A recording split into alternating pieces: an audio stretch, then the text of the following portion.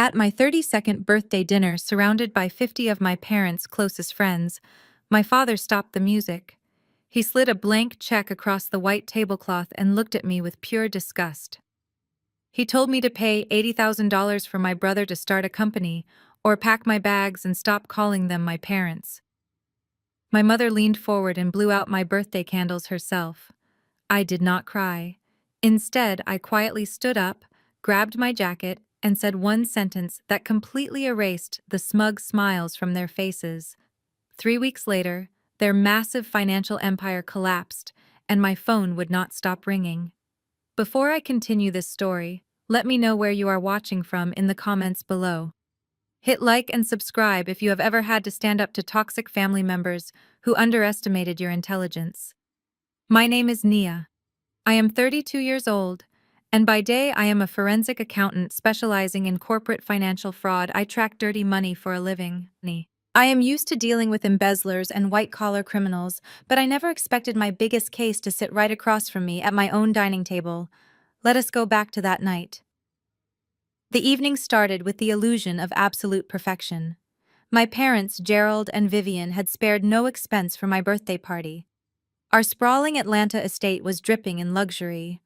The driveway was packed with expensive vehicles. Inside, the massive living room and dining hall were decorated with imported flowers and crystal centerpieces. Waiters in crisp white shirts carried trays of expensive champagne and roasted appetizers. 50 guests filled the room. These were not just any guests. They were the prominent figures of the local black elite.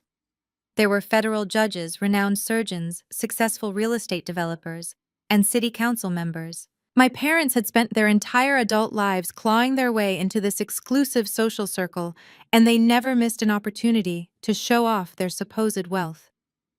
I was sitting at the head of the long mahogany dining table. I wore a custom emerald green silk dress that I bought myself to celebrate a recent promotion at my firm. I really should have known that this extravagant party was never actually about celebrating me. My parents never threw lavish parties for my achievements. I was always the invisible workhorse of the family. I worked multiple jobs to pay my way through college and secure my license as a forensic accountant. Meanwhile, they poured every ounce of their love, attention, and financial resources into my younger brother, Marcus. Marcus was 29 years old and still waiting for his big break. He sat halfway down the table looking incredibly arrogant in a tailored suit that I knew for a fact he could not afford on his own.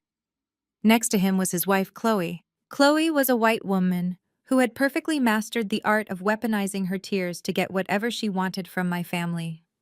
She constantly played the fragile victim, and my parents always rushed to protect her, making sure she never felt uncomfortable. Tonight, Chloe was whispering into Marcus's ear. She kept throwing me these condescending glances. She wore a self-satisfied smirk that told me she knew exactly what was about to happen. She knew a trap had been set. The caterers had just brought out a massive 3-tier chocolate cake. The guests finished singing a loud and joyful rendition of Happy Birthday. The room was buzzing with warmth and laughter. That is exactly when my father decided to strike. Gerald stood up from his seat at the opposite end of the table. He picked up a heavy silver spoon and tapped it against his crystal champagne flute. The sharp, clear sound cut through the lively chatter. All conversation stopped entirely. 50 pairs of eyes immediately turned to him. My father cleared his throat and projected his deep baritone voice across the grand room. "I would like to make a special toast," he announced, smiling warmly at the crowd.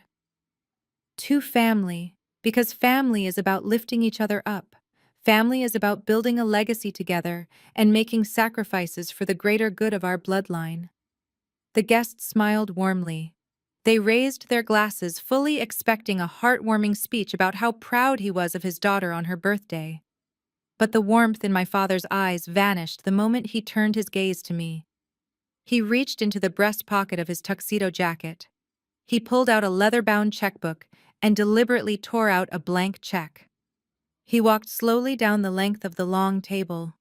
The silence in the room grew heavy and uncomfortable as his heavy footsteps echoed on the hardwood floor.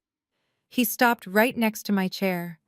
He slapped the blank piece of paper down onto the table, right next to my birthday cake. "Nia," my father said. "Nia, my." His tone was no longer warm. It was icy, demanding, and loud enough for every single person in the room to hear clearly.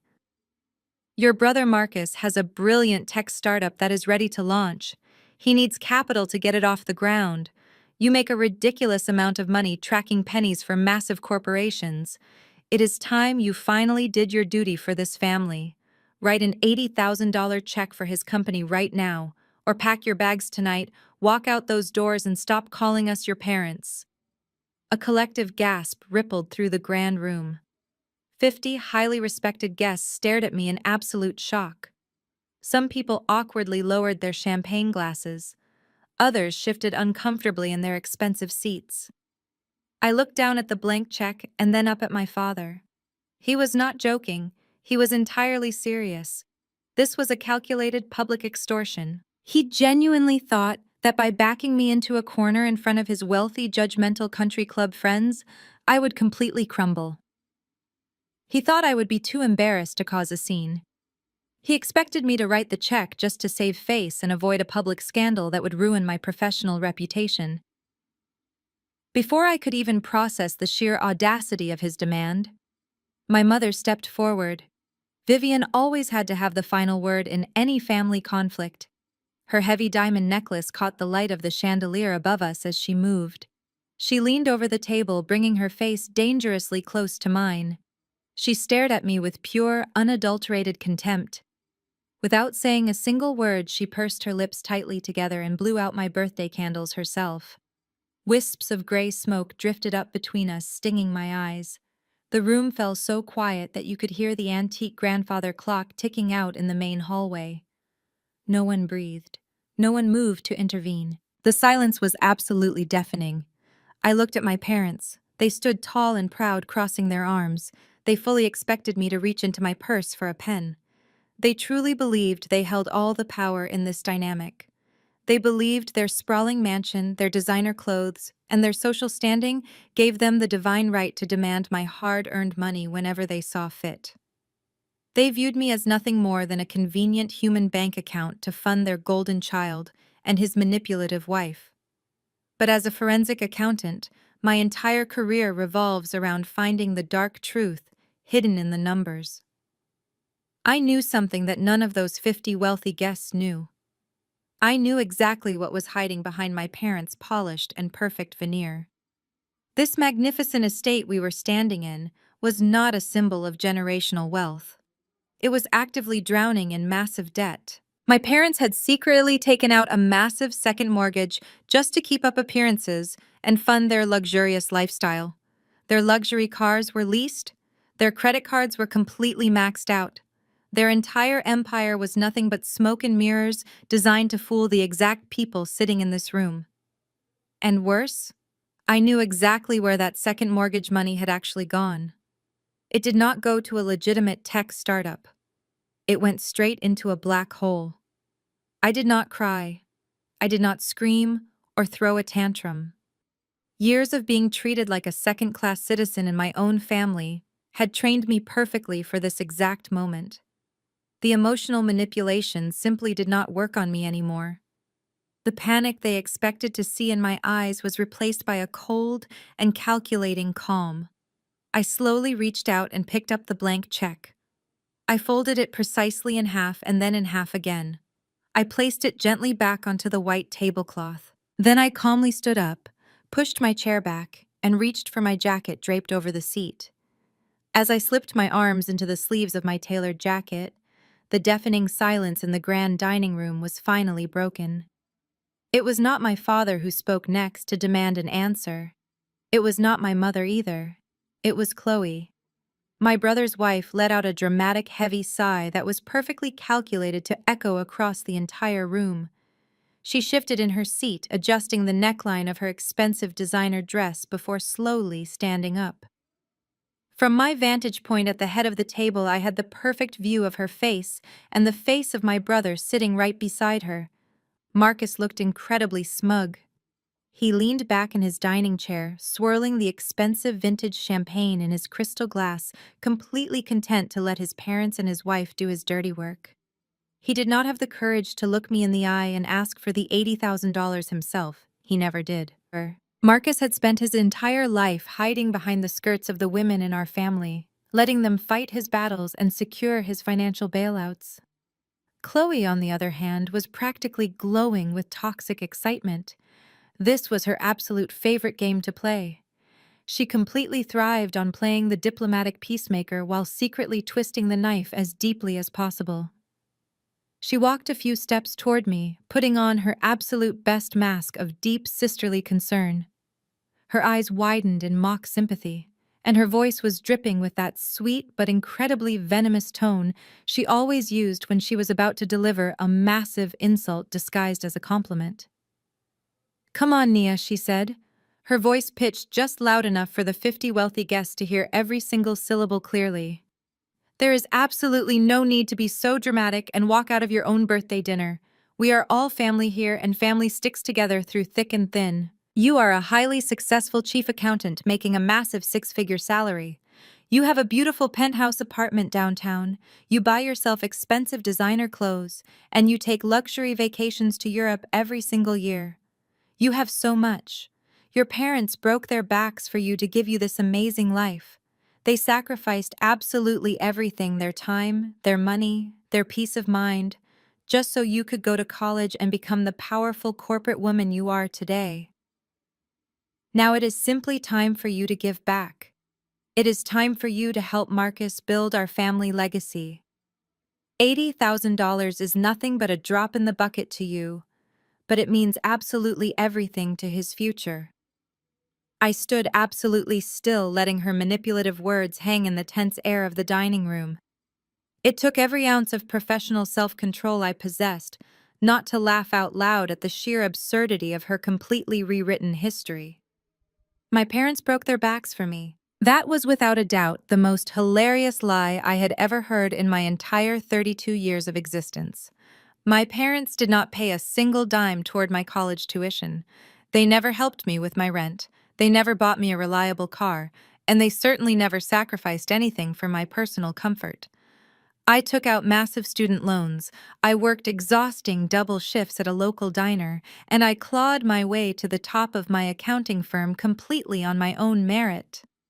Meanwhile, my parents had fully funded Marcus through 3 different failed college degrees and 4 completely ridiculous business ventures that all ended in bankruptcy.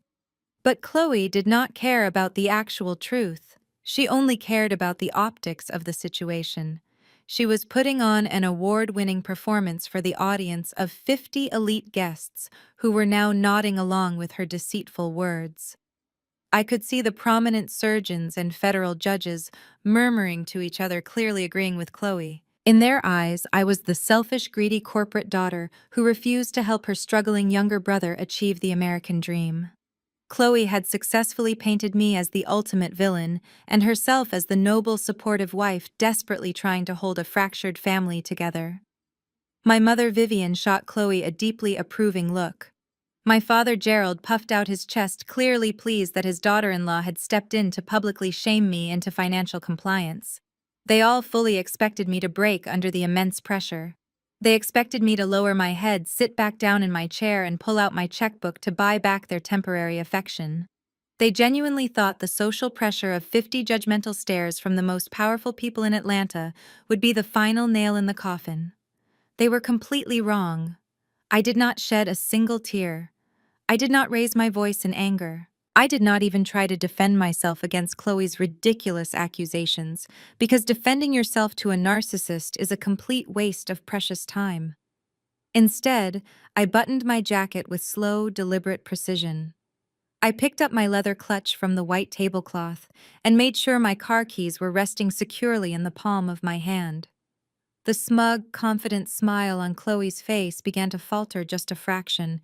She was highly manipulative, and she could tell something was shifting in the atmosphere. She was an expert at reading emotional distress, and right now I was not giving her the emotional reaction she so desperately craved. I was not angry.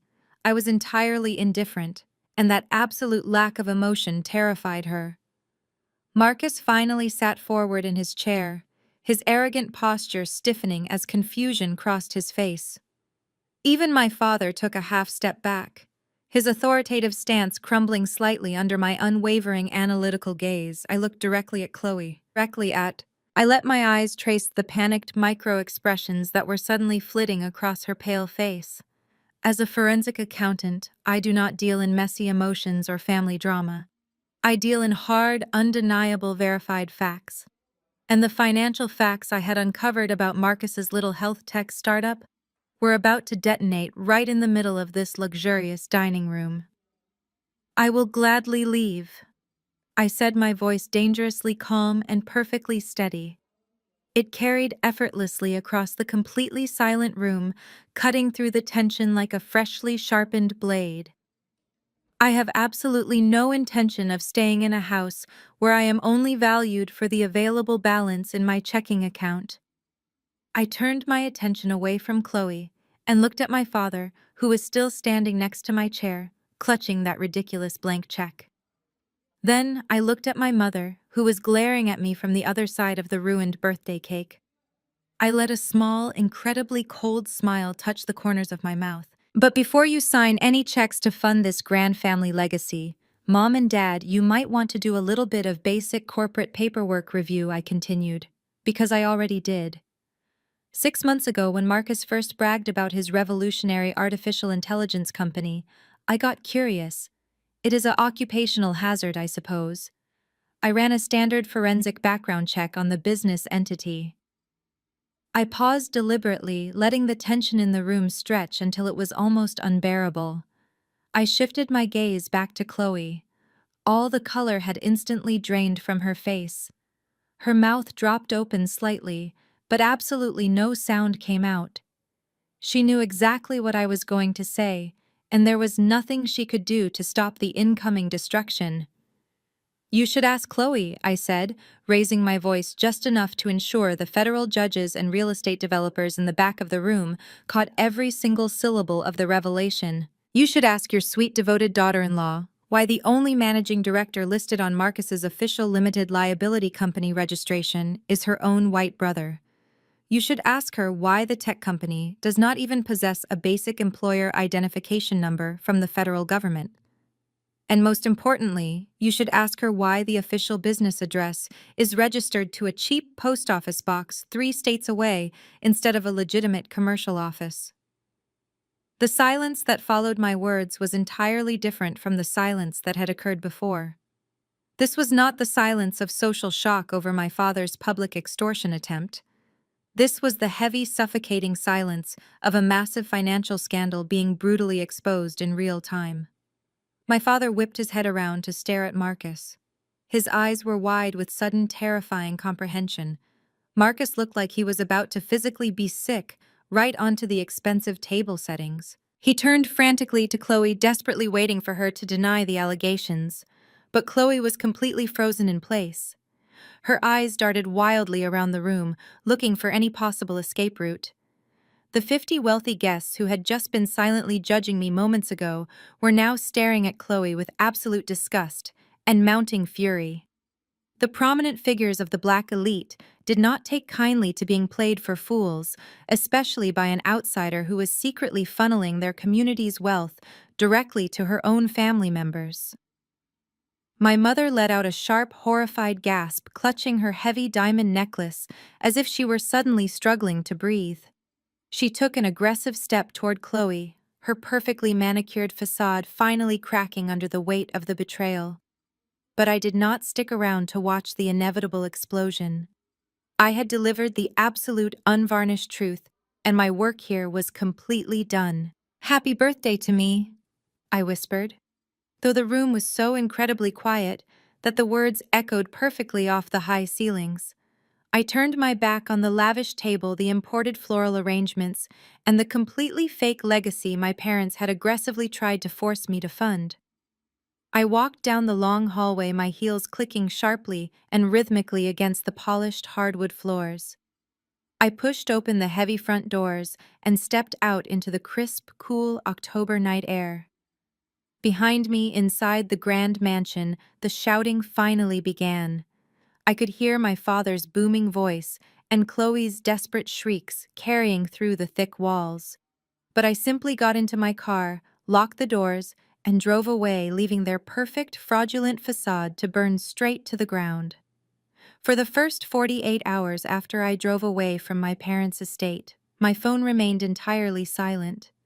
There were no frantic text messages begging for forgiveness. There were no missed calls from my father apologizing for trying to publicly extort me in front of 50 guests, and there was certainly no explanation from my brother Marcus about his fraudulent corporate filings. The silence was not peaceful, however. It was the heavily pressurized silence that always precedes a massive hurricane. I knew my family perfectly. I knew they were spending those first 2 days regrouping, strategizing, and crafting the perfect narrative to protect their fragile social standing. They needed a scapegoat, and I had just officially resigned from the position. On the morning of the third day, I made the deliberate decision to go full and absolute no contact. I blocked my parents' phone numbers. I blocked Marcus and his manipulative wife Chloe. I locked down my personal email and instructed the security desk at my downtown luxury apartment building to deny entry to anyone sharing my last name. I wanted to create an impenetrable fortress of peace around myself. But you cannot simply walk away from a toxic family system without them trying to drag you right back into the mud. If they could not reach me directly, they were going to make sure they destroyed my reputation publicly. It started exactly 21 days into my silent protest. I was sitting alone in the quiet comfort of my living room. The heavy blackout curtains were drawn shut against the bright city lights outside. The only illumination in the room came from the soft, cold glow of the iPad resting in my hands. I swiped the screen to unlock it and immediately saw that my social media notifications were absolutely exploding. Hundreds of tags, direct messages, and mentions were flooding my screen by the second. My mother Vivian had launched a full-scale, highly coordinated smear campaign on Facebook. She did not just write a simple status update. She wrote a sprawling, dramatic, multi-paragraph essay designed specifically to elicit maximum sympathy from the affluent Black community of Atlanta. She titled her post, "A Mother's Broken Heart," and she made sure to tag every single prominent family member, church elder, and country club associate she knew. I read her theatrical words slowly, letting the sheer audacity of her lies wash over me. To my beautiful community, my mother wrote her digital words dripping with manufactured grief. I come to you today with a heavy and devastated spirit. We raised our daughter Nia to respect the sacred bonds of family. We sacrificed our own comfort, we broke our backs, and we gave her every advantage in life so she could succeed in the corporate world. But money changes people. It turns a loving child into a cold, calculating stranger. Yesterday, she turned her back on her only brother in his absolute hour of need. She chose her bank account over her bloodline. She abandoned us when we needed her most, all because she refused to support a brilliant young Black man trying to build a legacy for our future generations. Please pray for her soul. It was a masterful piece of psychological manipulation. She completely omitted the part where my father demanded $80,000 on a blank check at my birthday party. She conveniently left out the part where Chloe's white brother was listed as the sole director of the fraudulent company. Instead, she painted me as a greedy corporate sellout who had betrayed my heritage and my family for the sake of hoarding wealth.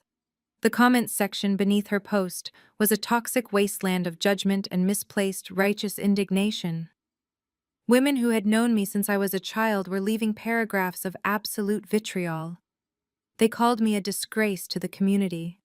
They told my mother how incredibly strong she was for enduring such a cruel and heartless daughter. They praised Marcus for being a visionary entrepreneur who was simply misunderstood by his greedy older sister. They were all completely buying into the illusion, but the public shaming was only the first layer of their attack. Since they could not call me directly, my extended family began leaving long, vicious voicemails on my restricted business line. I sat perfectly still on my leather sofa, tapping the screen of my iPad to play the audio files one by one. The first message was from my Aunt Sheila. Her shrill, piercing voice filled the quiet darkness of my living room. "Nia, you are an absolute disgrace." She spat her words laced with absolute disgust. "You have always been a selfish, arrogant little girl. You are the black sheep of this entire family, and you always have been.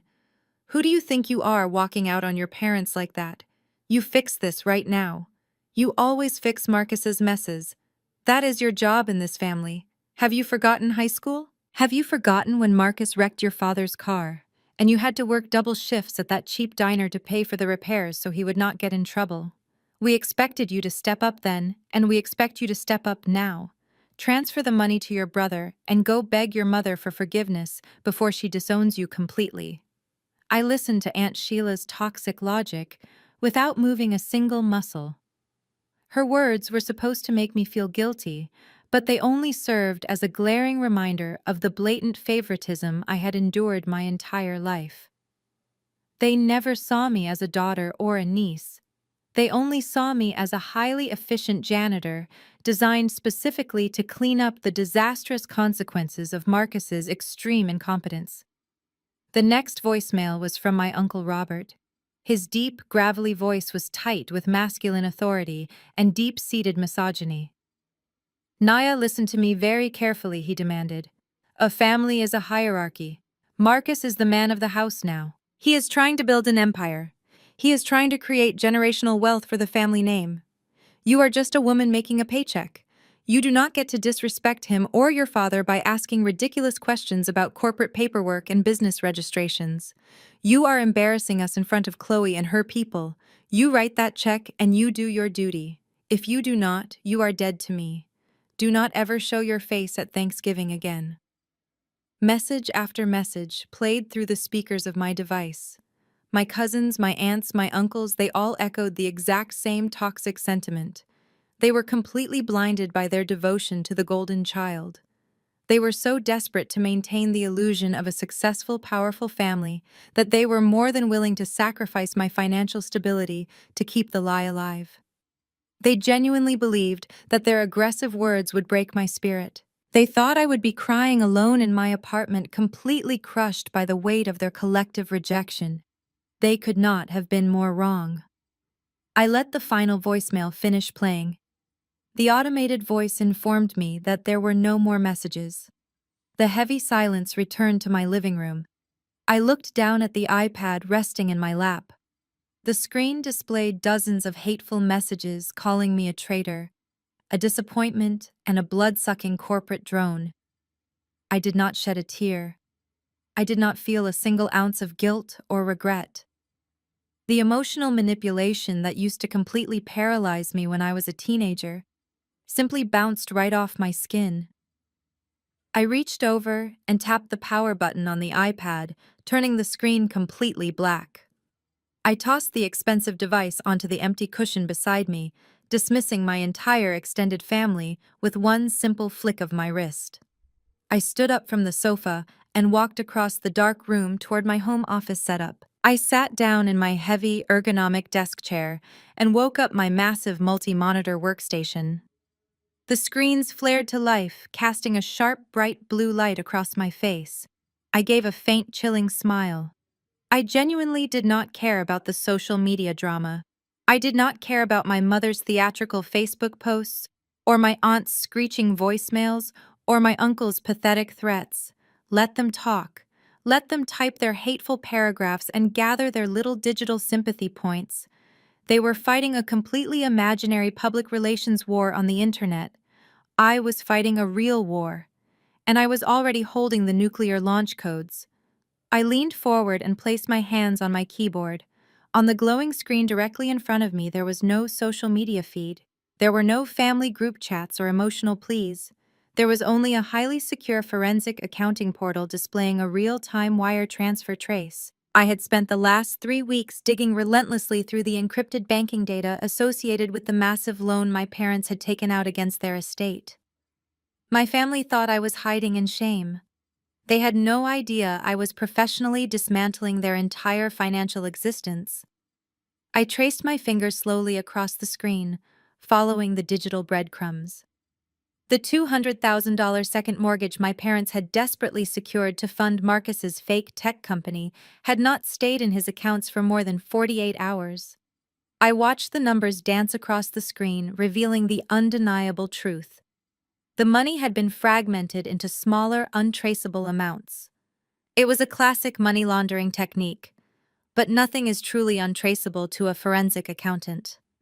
The funds had been carefully routed through 3 different shell companies before finally landing in its ultimate destination. My chilling smile grew just a fraction wider as the final banking destination verified on my screen. It was an offshore bank account located in the Cayman Islands, and the sole beneficiary of that heavily shielded offshore account was not Marcus. It was not my father. It was not even Chloe. The account was registered exclusively under the name of Chloe's white brother.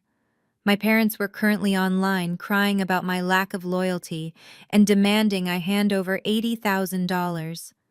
They were entirely oblivious to the terrifying reality that their golden child's manipulative wife had just successfully embezzled $200,000 of their home equity and moved it completely out of federal jurisdiction. The trap had not just been set. It had already violently snapped shut on their own necks. They just did not know it yet. I reached across my heavy oak desk and ran my hand over the thick manila folders stacked high next to my glowing monitors.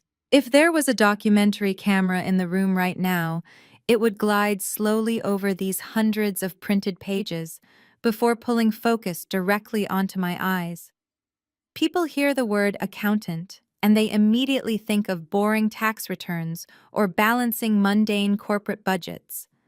They picture someone sitting in a gray cubicle, punching numbers into a calculator all day long.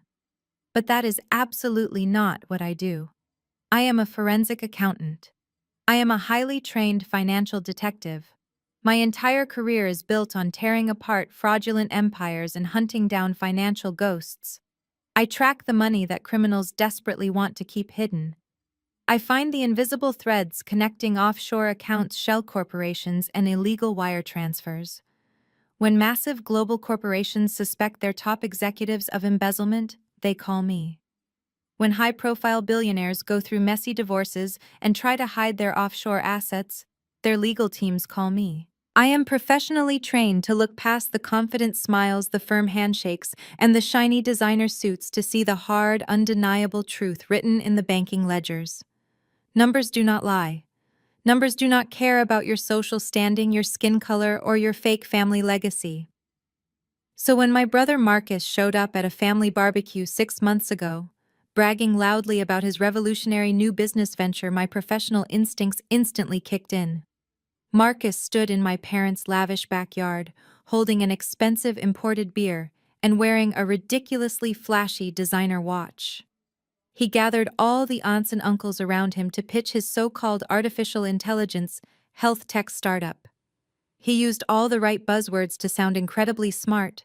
He talked about machine learning revolutionizing the medical supply chain and disrupting the healthcare industry. My parents looked at him like he was the next great tech billionaire. They beamed with absolute pride while he spun this magnificent tale of future generational wealth. But I was not looking at Marcus. I was watching his wife, Chloe. She was standing just a little too close to him, nodding a little too eagerly at everything he said. Every time Marcus stumbled over a technical question from one of our uncles, Chloe would immediately step in and smoothly redirect the conversation.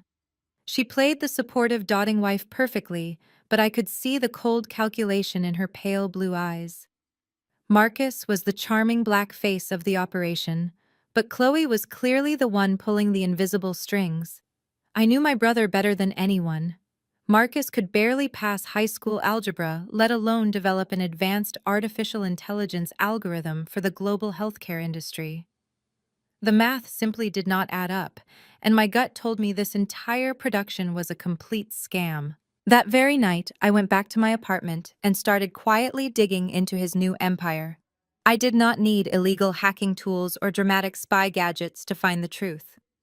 Corporate fraud is almost always incredibly lazy.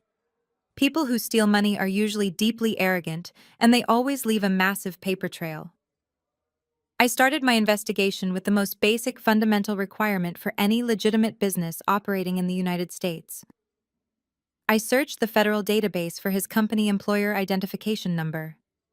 An employer identification number is essentially a social security number for a business. You absolutely cannot open a legitimate commercial bank account, hire legal employees, or pay federal taxes without one. It is the absolute bare minimum requirement for a functioning company. I ran the exact name of his highly praised artificial intelligence health tech startup through the proprietary software my accounting firm uses. The search query took less than 10 seconds to complete. The screen flashed a glaring absolute zero. The company did not have an employer identification number. According to the Internal Revenue Service and the federal government, Marcus and his revolutionary tech empire simply did not exist. It was a complete phantom. It was nothing more than a catchy name printed on expensive, glossy business cards to fool our gullible parents. But I did not stop there. I pulled the corporate registration documents filed at the state level. Anyone can register a limited liability company if they pay a small filing fee. I scrolled down the digital document to the section listing the official corporate headquarters. During the family barbecue, Marcus had loudly bragged about securing a prime office space for his massive development team, but the address listed on the official state documents was not a sleek glass building in a technology park. I ran the address through a satellite mapping program and zoomed in on the exact location. It was a dilapidated, run-down strip mall located 3 states away. The official corporate headquarters of this highly touted medical startup was nothing more than a cheap rented post office box sitting between a discount liquor store and a deserted laundromat. The entire business was a carefully constructed paper-thin facade designed to extract investment capital from unsuspecting victims. And the primary victims were my own parents. A fake business still needs real money to operate the illusion. That is when I turned my intense focus to my parents' personal financial records. I knew my father and mother lived way beyond their means to impress the local black elite, but I also knew they had a massive amount of equity tied up in their sprawling Atlanta estate. It took me a few weeks of cross-referencing public property records and complex mortgage filings to find the exact origin of the startup funding. My parents had secretly taken out a massive second mortgage against their beautiful home. They extracted exactly $200,000 in cold, hard cash. They had willingly risked the very roof over their heads to fund Marcus. They completely believed they were investing in a legitimate tech enterprise that would bring absolute prestige and immense wealth to the family name. My father was so thoroughly convinced of Marcus and his fictional genius that he signed the aggressive mortgage paperwork without a single hesitation. In a normal, legitimate business investment, that $200,000 would have been deposited directly into a corporate business checking account to pay for software developers, marketing campaigns, and daily operational expenses. But you have to remember that Marcus and his fake company did not have an employer identification number. That meant they could not legally open a corporate bank account at any financial institution in the country. So the most critical question remained: where did my parents' $200,000 actually go? I spent the next several weeks aggressively tracking that specific cash injection. I followed the digital footprints as the money left my parents' bank and entered a highly complicated maze of temporary holding accounts. Chloe was the one executing the financial transfers. She was incredibly careful, and she clearly thought she was smarter than everyone else in the room. But she was not a forensic accountant. She made one absolutely fatal mistake that unraveled her entire scheme. Instead of keeping the money in traditional banking institutions, where it could be easily tracked, frozen, or seized by federal authorities, she decided to wash the funds. She funneled the entire $200,000 into an unregulated offshore cryptocurrency exchange. Chloe converted my parents' hard-earned home equity into untraceable digital tokens. She did this specifically to completely bypass traditional banking flags and avoid federal oversight. She genuinely thought that because the money was on the blockchain, It was completely invisible to a traditional accountant. She was dead wrong. Using specialized tracing software, I tracked the exact flow of the digital tokens across the blockchain ledger. I watched the money move from the exchange into a highly secure private cryptocurrency wallet. But the absolute most damning piece of evidence was the legal ownership of the digital wallet receiving those stolen funds.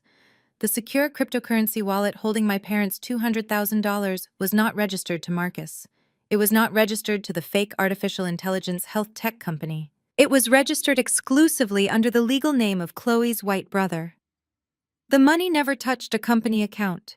It never paid a single software developer. Chloe had successfully used her husband as a clueless puppet to extract $200,000 from his wealthy black parents, and she immediately transferred every single penny of it directly to her own family.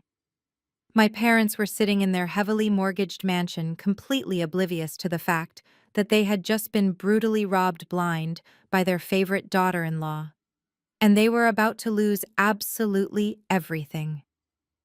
Exactly 3 weeks into my self-imposed isolation, the absolute reality of their financial ignorance finally caught up with them. The atmosphere in my home office shifted entirely on that Tuesday morning. The warm, golden morning sunlight streaming through my penthouse windows seemed to vanish, replaced by the stark, cold blue light radiating from my multi-monitor workstation. I was sitting at my heavy oak desk reviewing the final transaction logs of Chloe's offshore embezzlement when the silence of my apartment was violently shattered. It started as a single harsh vibration against the solid wood of my desk. I glanced down at my phone. The screen illuminated the dark corner of my workspace, displaying my mother's name in bright, glaring letters. I did not reach for the device. I simply watched the screen light up, flash relentlessly, and then eventually go dark as the call went to voicemail. I took a slow, deliberate sip of my black coffee, expecting that to be the end of it. But less than 10 seconds later, the phone began to vibrate again, and then again, and then again. The device began rattling aggressively against the polished oak surface, creating a relentless mechanical buzzing sound that completely filled the quiet room. The sheer intensity of the incoming calls was unprecedented. For 21 consecutive days, my family had completely ignored my existence outside of their theatrical Facebook posts and their hateful digital smear campaigns. They had been entirely content to let me burn at the stake of public opinion. But now the digital notifications were stacking up with terrifying speed. I picked up the vibrating device and stared at the lock screen.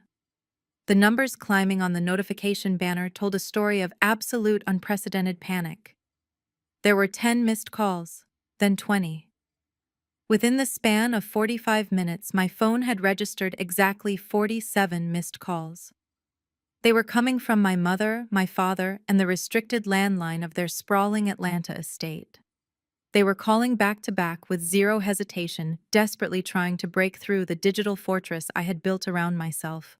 They had finally hit the invisible tripwire I had been watching for 3 weeks.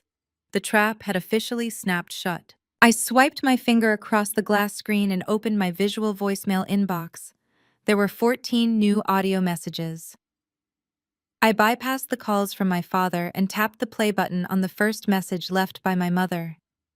I leaned back in my ergonomic leather chair and listened to the absolute destruction of her carefully curated world. My mother, Vivian, was a woman who prided herself on absolute emotional control. She was the undisputed queen of the local country club. She never raised her voice, she never showed weakness, and she always spoke with a slow, measured cadence that was designed to make everyone around her feel incredibly small. But the voice echoing through the speaker of my phone right now was completely unrecognizable. It was not the voice of a confident, wealthy socialite. It was the shrill, terrified shrieking of a woman who was standing on the edge of a massive, bottomless cliff. "Nia, pick up the phone right now," my mother screamed into the receiver. Her voice was cracking wildly, completely devoid of its usual aristocratic polish. "You need to answer me right now. Something is horribly wrong. I was just at the country club hosting the charity luncheon committee and my black card declined. Do you hear me? My card declined in front of the entire board of directors. I called the concierge desk at the bank to yell at them for the ridiculous error, and they told me they could not process any transactions. They told me everything is gone. I listened to the sound of her frantic hyperventilating breaths playing through the digital audio file. She was completely spiraling. They locked us out. Nia, my mother, continued, her voice dissolving into hysterical sobs. The bank sent a certified overnight courier to the house this morning. They froze your father's retirement accounts. They froze our joint savings. They froze the emergency fund. The representative on the phone refused to tell me anything. He just kept reading a generic legal script saying our social security numbers have been flagged for suspicious international activity. How could we have suspicious international activity? We have not left the country in 3 years. You need to call the bank manager and fix this immediately. Answer your phone. The voicemail ended with a sharp click, leaving my home office in total silence once again.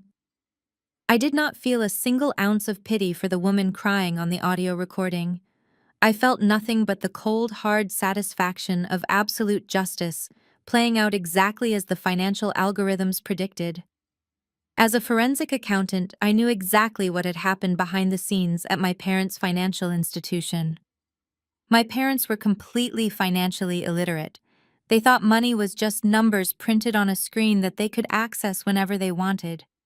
They had no idea how the global banking system actually operates. When you take out a massive $200,000 second mortgage against a residential property, the bank expects those funds to be used for home renovations or perhaps deposited into a legitimate domestic business account.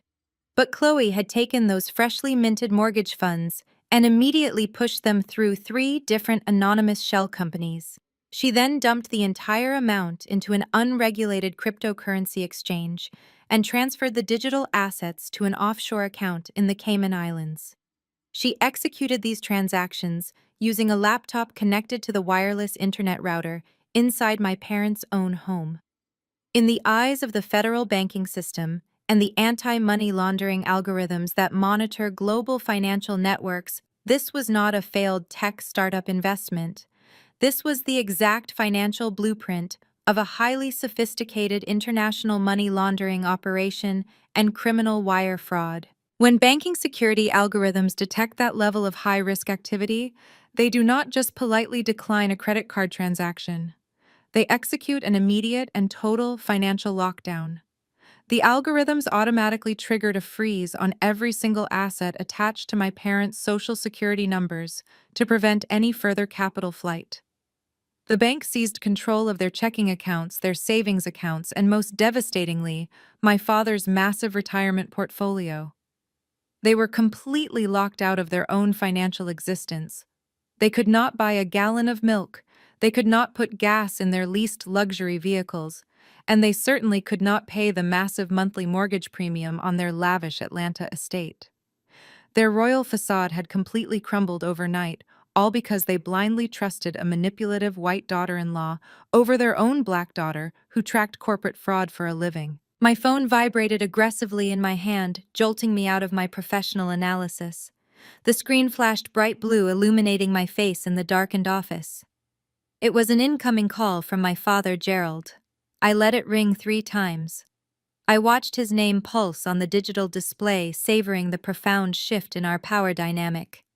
For 32 years, this man had demanded my absolute obedience. He had publicly humiliated me at my own birthday dinner. He had thrown a blank check in my face and told me to buy my way back into his family. Now he was calling me with the desperate, frantic energy of a drowning man, begging for a life raft. I pressed the green accept button and lifted the phone to my ear. I did not say hello. I did not offer a polite greeting. I simply waited in total silence, letting the heavy weight of the moment press down on him. The background noise on his end of the line was absolute chaos. I could hear my mother openly weeping in the distance. I could hear the heavy, frantic pacing of my father's expensive leather shoes against the hardwood floors of their mansion. He was breathing heavily, his lungs working overtime to process the massive surge of adrenaline and absolute terror coursing through his veins. Naya, my father, barked into the receiver. His deep baritone voice was incredibly loud, but the arrogant, commanding tone he had used at my birthday party was entirely gone. It was replaced by a raw, desperate panic that he was trying violently to suppress.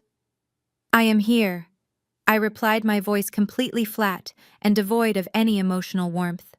The bank froze everything he demanded, his words rushing out in a frantic, breathless stream.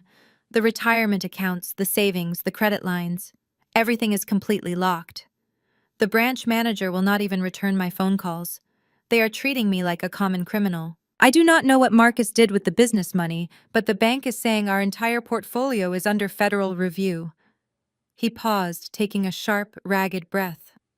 When he spoke again, he did not offer an apology for the last 3 weeks of public humiliation. He did not acknowledge the fact that he had effectively disowned me in front of 50 people. Instead, he reverted to the only dynamic he knew how to use with me. He gave me a direct, unyielding order. "You are an accountant." My father commanded, his voice vibrating with absolute desperation and misplaced authority. "You work with these massive financial institutions every single day. You know exactly how to bypass these security holds.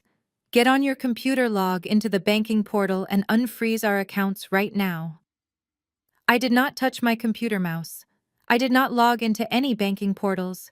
I simply sat in my ergonomic chair and listened to the frantic breathing of the man who had publicly disowned me exactly 21 days ago. I took a slow breath and delivered the absolute crushing reality of his situation. "I cannot unfreeze those accounts," I said, my voice dropping to a terrifyingly quiet register. "I am a forensic accountant. Dad, not a magician.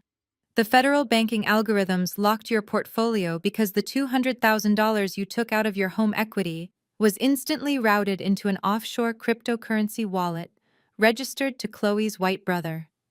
Your perfect daughter-in-law just stole your entire net worth, and you are currently under investigation for international wire fraud. I suggest you hang up this phone and call your golden boy." I ended the call right then and there. I placed the phone face down on my heavy oak desk. I did not need to be physically present in Marcus's luxury rented condo across town to know exactly how the next few hours were going to violently unfold. The digital paper trail and the police reports I would later review painted a perfectly vivid picture of the absolute destruction Chloe was about to unleash. When my father inevitably called Marcus, screaming about the frozen accounts and the missing funds, the fragile illusion of their perfect marriage shattered in an instant. Marcus had been lounging on his expensive leather sofa, blissfully unaware that the financial guillotine was currently dropping on his family's neck. He confronted Chloe in the center of their pristine modern kitchen.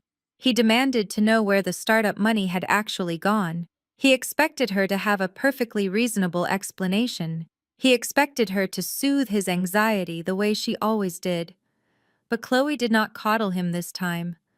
The sweet, supportive wife persona completely evaporated the second she realized the federal banking authorities were actively tracking the money. The financial gig was officially up. She had successfully extracted the wealth from my family, and she had already secured the digital assets in an impenetrable offshore account. She no longer needed Marcus. He was no longer her convenient black puppet. He was suddenly a massive legal liability.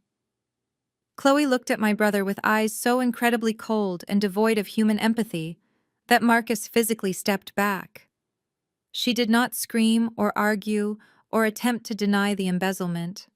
She simply walked over to the kitchen island and picked up her cell phone. She knew exactly how the American justice system operated. She knew the historical and deeply ingrained racial biases that existed in this country.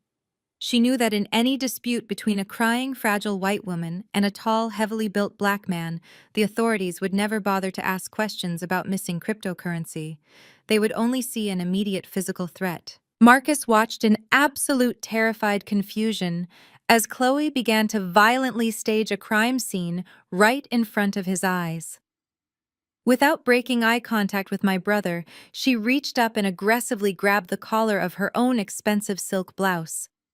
With one violent yank, she ripped the fabric straight down the middle, sending expensive buttons flying across the marble kitchen floor.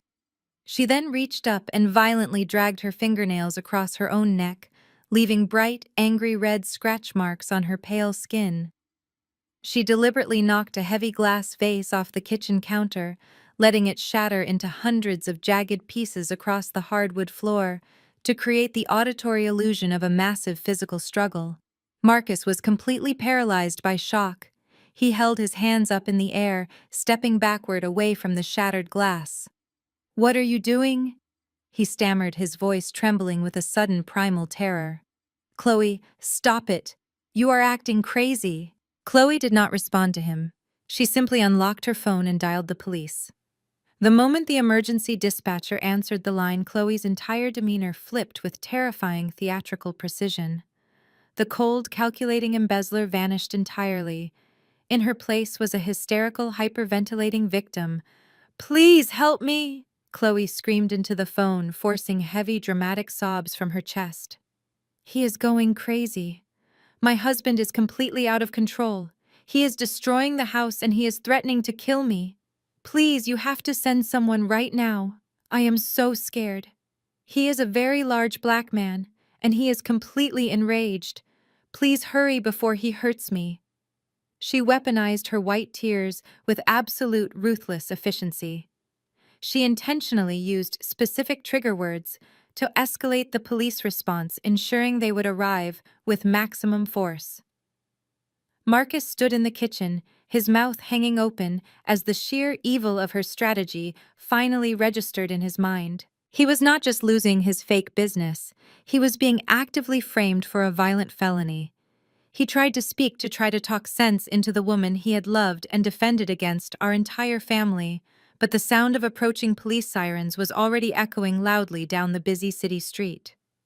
The response time was incredibly fast. Within less than 4 minutes, heavily armed police officers kicked open the front door of the luxury condo. They rushed into the living room with their weapons drawn and their adrenaline absolutely pumping.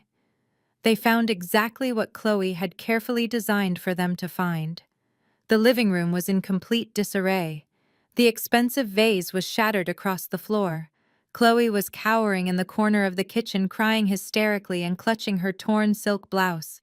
And standing in the center of the room was Marcus, looking like a towering, terrified suspect.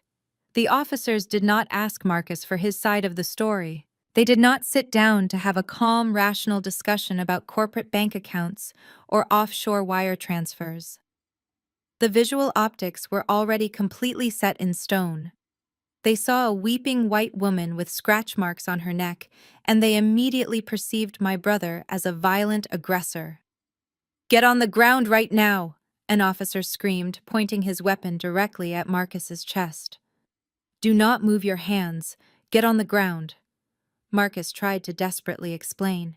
He tried to tell them about the missing money and the fake startup, but his frantic, panicked words only made the officers more aggressive. 2 officers charged forward, tackling my brother aggressively onto the shattered glass. They drove their heavy knees into his back and violently wrenched his arms behind him. The loud metallic clicking of heavy police handcuffs echoed through the luxury apartment, completely drowning out Marcus's desperate pleas for someone to just look at the financial records. Chloe continued her award-winning performance, crying into the shoulder of a female officer who was gently wrapping a warm blanket around her trembling shoulders. The female officer glared at Marcus with absolute disgust, treating him exactly like the violent monster Chloe had painted him to be. They hauled my brother roughly to his feet. They marched him out of his own apartment building in handcuffs, completely humiliating him in front of all his wealthy neighbors who were peeking out of their doorways to watch the spectacular downfall. Marcus was shoved into the back of a cold police cruiser. As the heavy metal door slammed shut, he caught one final glimpse of his wife standing in the lobby of their expensive building. The tears had completely stopped. Chloe was looking directly at him through the thick glass doors, and she was wearing that exact same smug, arrogant smirk she had worn at my birthday party. She had played the ultimate trump card, and she had won absolutely everything. With Marcus locked inside a holding cell, facing incredibly serious domestic violence charges, Chloe was completely free to execute the final phase of her grand exit strategy. She calmly walked back upstairs to the empty apartment. She did not bother packing any large suitcases or moving any heavy furniture. She did not care about the expensive leather sofas or the designer clothing. All she cared about was the small encrypted digital ledger resting inside her purse. She possessed the digital keys to 200,000 untraceable dollars. She walked out the front door, hailed a private car service, and vanished completely into the wind. Back at the sprawling Atlanta estate, my parents were completely oblivious to the violent arrest of their precious golden boy. They were still sitting at their massive dining room table, frantically dialing the customer service line of their frozen bank. They were desperately trying to find a way to access money that simply did not exist anymore. But their problems were only just beginning to multiply. The $200,000 they had pulled from their home equity was a massive high-interest loan, and the very first payment was currently 2 weeks past due. Because the bank had locked their entire financial portfolio pending a federal fraud investigation, they had absolutely no liquid cash to cover the rapidly accelerating penalties. The very next afternoon, a specialized courier drove up their long, manicured driveway. He did not bring apologies from the bank manager. He marched straight up to the heavy front doors and slapped a brightly colored legal document directly onto the expensive wood. It was a formal notice of default and impending property foreclosure. The bank was officially seizing the mansion. The fake generational wealth had completely evaporated. The golden child was sitting in a county jail cell. The manipulative daughter-in-law was gone with all the money, and my parents were suddenly staring down the barrel of absolute catastrophic financial ruin with absolutely nowhere left to turn. I sat perfectly still in the dim lighting of my home office, holding a heavy crystal tumbler of aged bourbon. I took a slow, deliberate sip, letting the sharp burn of the alcohol ground me in the present moment. The chaos unfolding across the city, at my parents' estate and my brother's luxury condo, felt like a distant movie I was simply watching on a screen. I had spent my entire life being dragged into their emotional tornadoes. But tonight, I was sitting safely inside a fortress of my own making. My phone had been resting face down on the polished oak desk since I abruptly hung up on my father. For about 20 minutes, the room was entirely silent. Then the device began to vibrate once again, sliding slightly across the smooth wood. I picked up the phone and looked at the glowing caller identification. It was not my father this time. It was my mother, Vivian. I swiped the screen to accept the call and brought the phone to my ear. I did not say a word. I simply waited. The sound that greeted me was not the sharp, condescending tone my mother had used for the last 3 decades. It was the sound of a woman completely and utterly broken.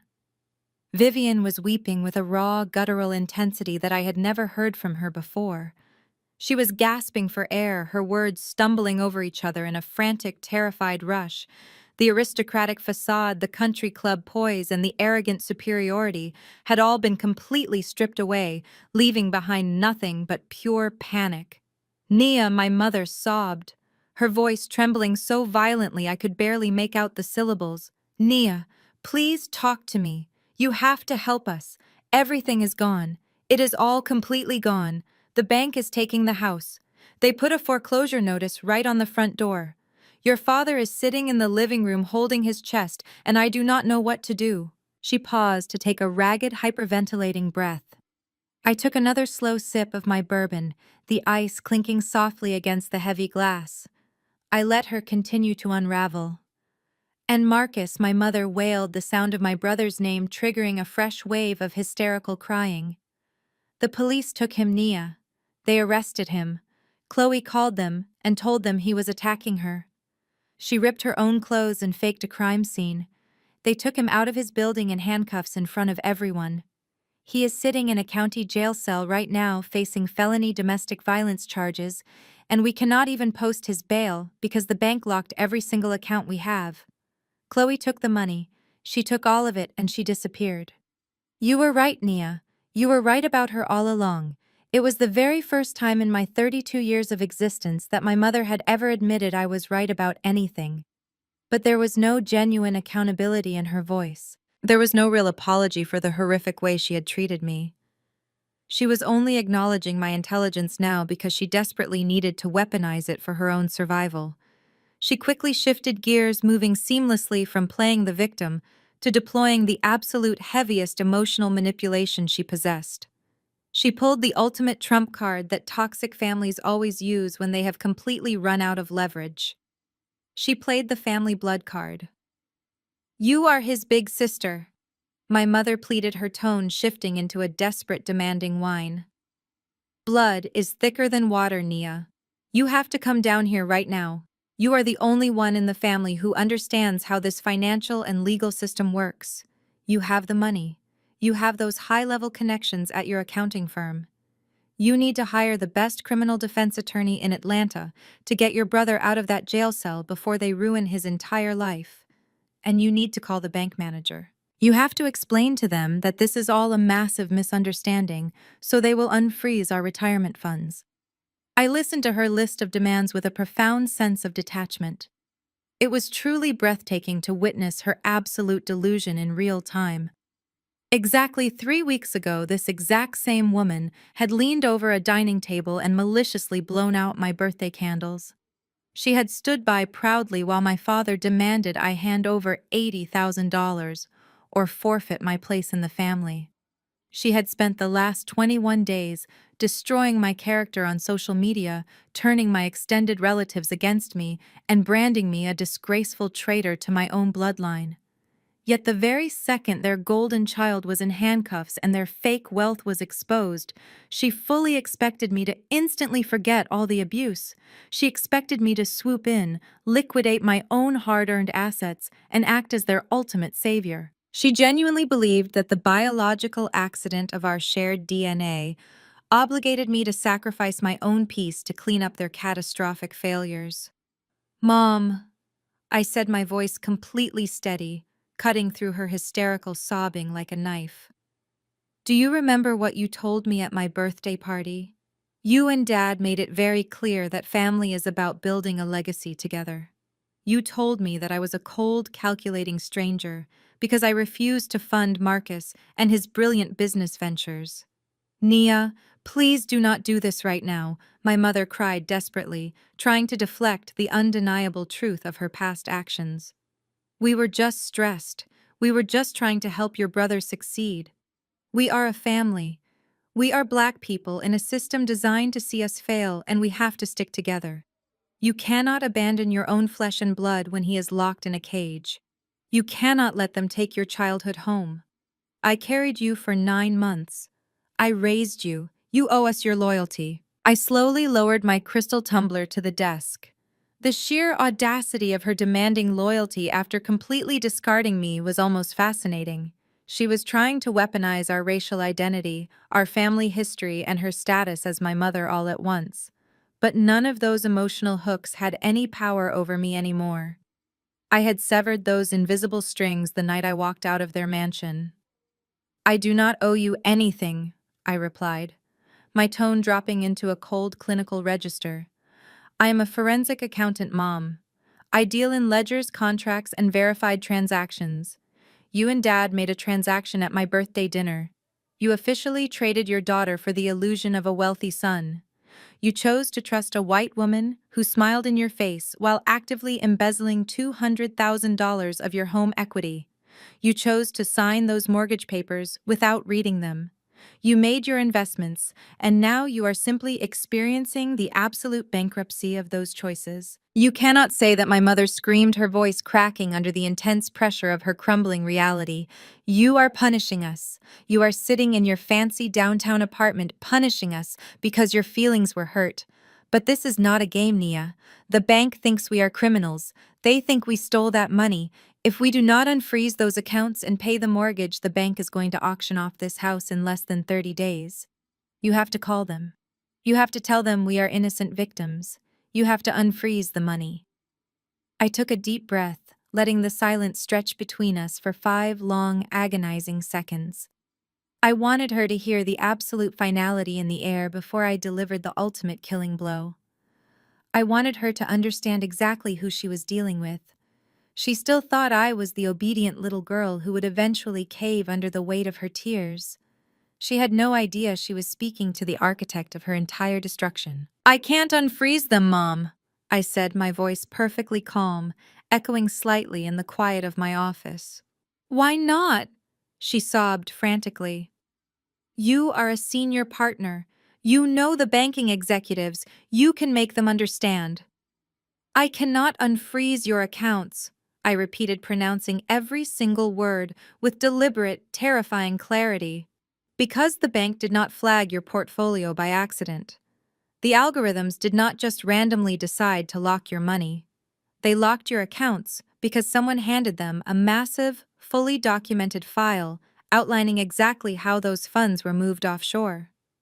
Someone traced the cryptocurrency transfers, identified the anonymous shell companies, and proved that the money landed in a wallet controlled by Chloe's brother." The frantic sobbing on the other end of the line abruptly stopped. The silence that followed was suffocating as the horrifying reality of my words slowly began to register in her panicking brain. "I can't unfreeze your accounts, Mom," I concluded, delivering the final absolute truth. "Because the person who submitted that massive file of wire fraud evidence directly to the Internal Revenue Service and the Federal Bureau of Investigation was me." I ended the call right then and there. I placed the phone face down on my heavy oak desk and listened to the profound silence of my apartment. My mother was likely still sitting on the floor of her sprawling mansion, staring at a dead line, completely unable to process the magnitude of the betrayal. I had just handed her the absolute truth. I was the architect of their financial lockdown. But a forensic accountant knows that submitting the evidence is only half the battle. You have to be present when the final audit is delivered. I stood up from my ergonomic chair, walked over to my personal safe, and pulled out a massive stack of heavily documented files. I placed them carefully into my thick leather briefcase, snapped the heavy brass locks shut, and headed for the door. It was time to return to the scene of the crime. The drive from my downtown penthouse to my parents' affluent suburban neighborhood took exactly 45 minutes. If you were watching this play out through the lens of a documentary camera, this is exactly where the visual tone of the story would completely shift. The camera would start with a slow, steady tracking shot following directly behind me as I stepped out of my car. You would hear the sharp, rhythmic clicking of my heels against the pristine concrete driveway. You would see the massive, towering columns of my parents' brick colonial mansion looming in the distance. But the house no longer looked like a fortress of generational wealth. It looked like a tomb. As I walked up the long, winding path toward the grand entrance, the illusion of their high society status was being publicly dismantled in broad daylight. Two men wearing cheap gray suits and holding thick clipboards were standing on the front porch. They were official representatives from the bank. One of them was holding a roll of heavy industrial tape, while the other smoothed a bright neon yellow piece of paper directly onto the expensive mahogany front door. It was a formal notice of foreclosure and property seizure. The notice was large, glaring, and impossible to miss. Every single wealthy neighbor driving past the estate would see exactly what was happening. The fake royalty of the neighborhood was officially being dethroned. I did not say a word to the bank representatives. I simply walked past them, pushed open the heavy, unlatched front doors, and stepped into the massive foyer. The contrast between my 32nd birthday party and this exact moment was absolutely staggering. 3 weeks ago, this house was filled with the intoxicating scent of expensive perfume, imported flowers, and catered delicacies. It was vibrating with the loud, arrogant laughter of 50 elite guests. Today, the air inside the mansion was stale, suffocating, and completely devoid of life. The heavy velvet curtains were drawn shut, blocking out the afternoon sun and casting the grand living room in a cold, gloomy shadow. My father Gerald was pacing frantically back and forth across the expensive Persian rug. His usually crisp designer shirt was wrinkled and untucked. He was aggressively rubbing his temples, his face completely gray with exhaustion and terror. My mother Vivian was sitting collapsed on the edge of the plush sofa. She was staring blankly at the floor, her perfectly styled hair now a tangled mess. She looked like she had aged 10 years in the span of a single afternoon.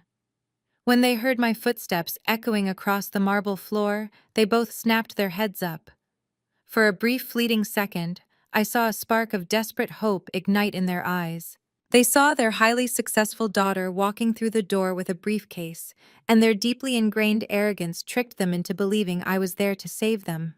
They genuinely thought I had come to fix the mess, to pay the mortgage, and to somehow make the federal investigation disappear. Before either of them could even open their mouths to speak, the heavy wooden front doors swung open again. The sound of the heavy brass hinges groaning echoed sharply through the silent house. I turned around and watched as the nightmare my parents had inadvertently invited into their home walked right through the front door. It was Chloe. She was not running away from the wreckage. She was returning to the scene of the crime to ensure her absolute victory. She had changed out of the torn silk blouse she used to frame my brother. She was now wearing a sleek, immaculate white designer suit, looking entirely unbothered by the fact that she had just destroyed an entire family. But she did not come alone. Walking confidently right beside her was a tall, impeccably dressed older white man holding an expensive leather folio. He carried himself with the specific type of smug, terrifying arrogance that only comes from decades of navigating the legal system with absolute impunity. He surveyed the gloomy living room, looking at my parents with thinly veiled disgust, as if he had just stepped into something incredibly unpleasant on the bottom of his shoe. "Gerald," my father choked out, his voice trembling, as he took a step toward his daughter-in-law. "How could you do this? Where is the money, Chloe? Where is my son?" Chloe did not even blink. She did not cower or apologize. She simply stood perfectly still and let a slow, condescending smirk spread across her pale face. She gestured lazily to the man standing next to her. "Gerald, Vivian, Chloe," said, her voice dripping with toxic sweetness. "I would like to introduce you to my legal counsel, Mr. Harrison. I brought him here today to help clarify the unfortunate legal realities of your current financial situation. I think there has been a massive misunderstanding about who is actually responsible for this mess." The lawyer stepped forward, completely blocking Chloe from my father's view. He unbuttoned his suit jacket with a smooth, practiced motion and looked directly at my father. His voice was incredibly smooth, heavily polished, and laced with razor-sharp legal threats. "Mr. and Mrs. Wilson." The lawyer began, his tone patronizing and deeply dismissive. "Let us dispense with the emotional theatrics and stick to the documented facts. My client, Chloe, is currently the victim of a vicious domestic assault perpetrated by your son. She is deeply traumatized. However, she is willing to be incredibly generous today regarding your financial complaints. You are currently under the impression that my client stole your money. That is a very dangerous and legally actionable accusation." My father looked like he was about to physically explode. He balled his hands into tight fists. "She took $200,000 of my home equity," he shouted, his voice echoing off the high ceilings. "She wired it offshore. She ruined my family." The lawyer did not even flinch.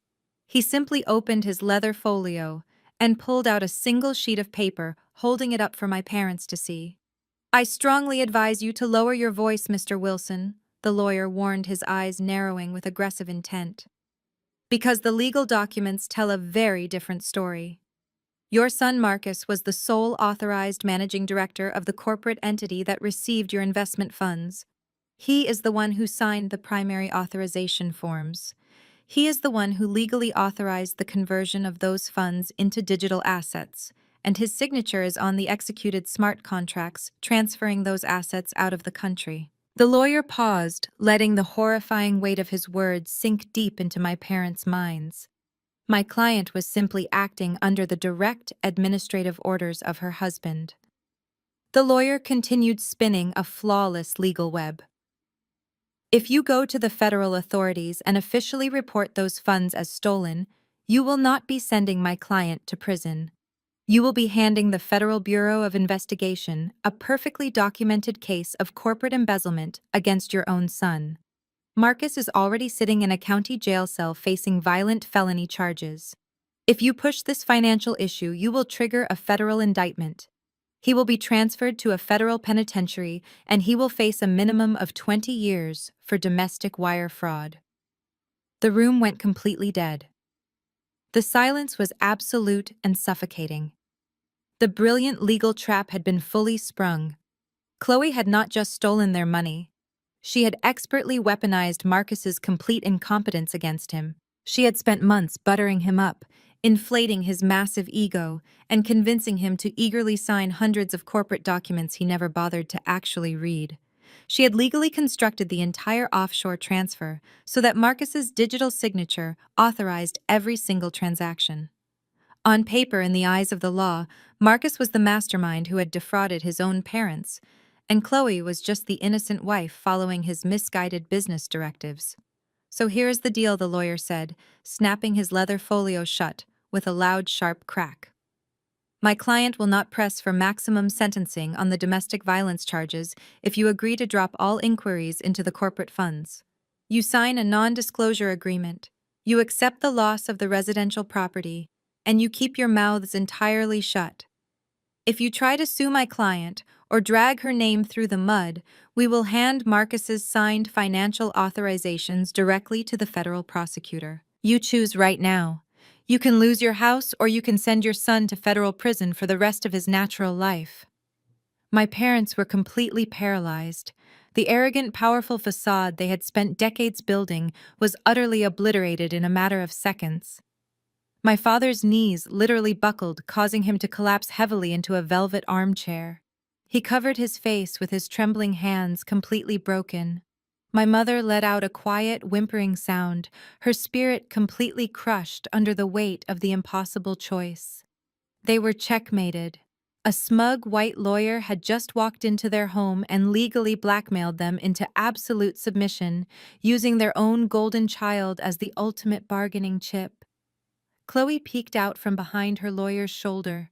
She looked at my devastated parents, and then she looked directly at me, standing quietly in the shadows of the grand foyer.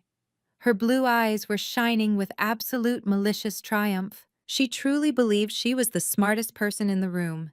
She believed her highly paid legal bulldog had just secured her immunity, and she was going to walk away with $200,000 completely unscathed. She was wrong. I did not cower. I did not cry for my parents. I stepped out of the shadows and walked slowly, deliberately toward the center of the living room. Every single eye in the room turned to me. The tracking camera would follow my steady steps, capturing the cold, absolute lack of fear on my face. I stopped right in front of the lawyer. I looked him dead in the eye, completely ignoring his aggressive posture. Without saying a single word, I lifted my heavy leather briefcase and slammed it down onto the center of the glass coffee table. The massive impact echoed like a gunshot through the silent mansion, violently shattering the lawyer's smug illusion of control. The heavy brass locks on my briefcase clicked sharply in the silent room. Mr. Harrison, the impeccably dressed lawyer, blinked in surprise at the sudden physical intrusion. His arrogant posture faltered for just a fraction of a second before he quickly recovered.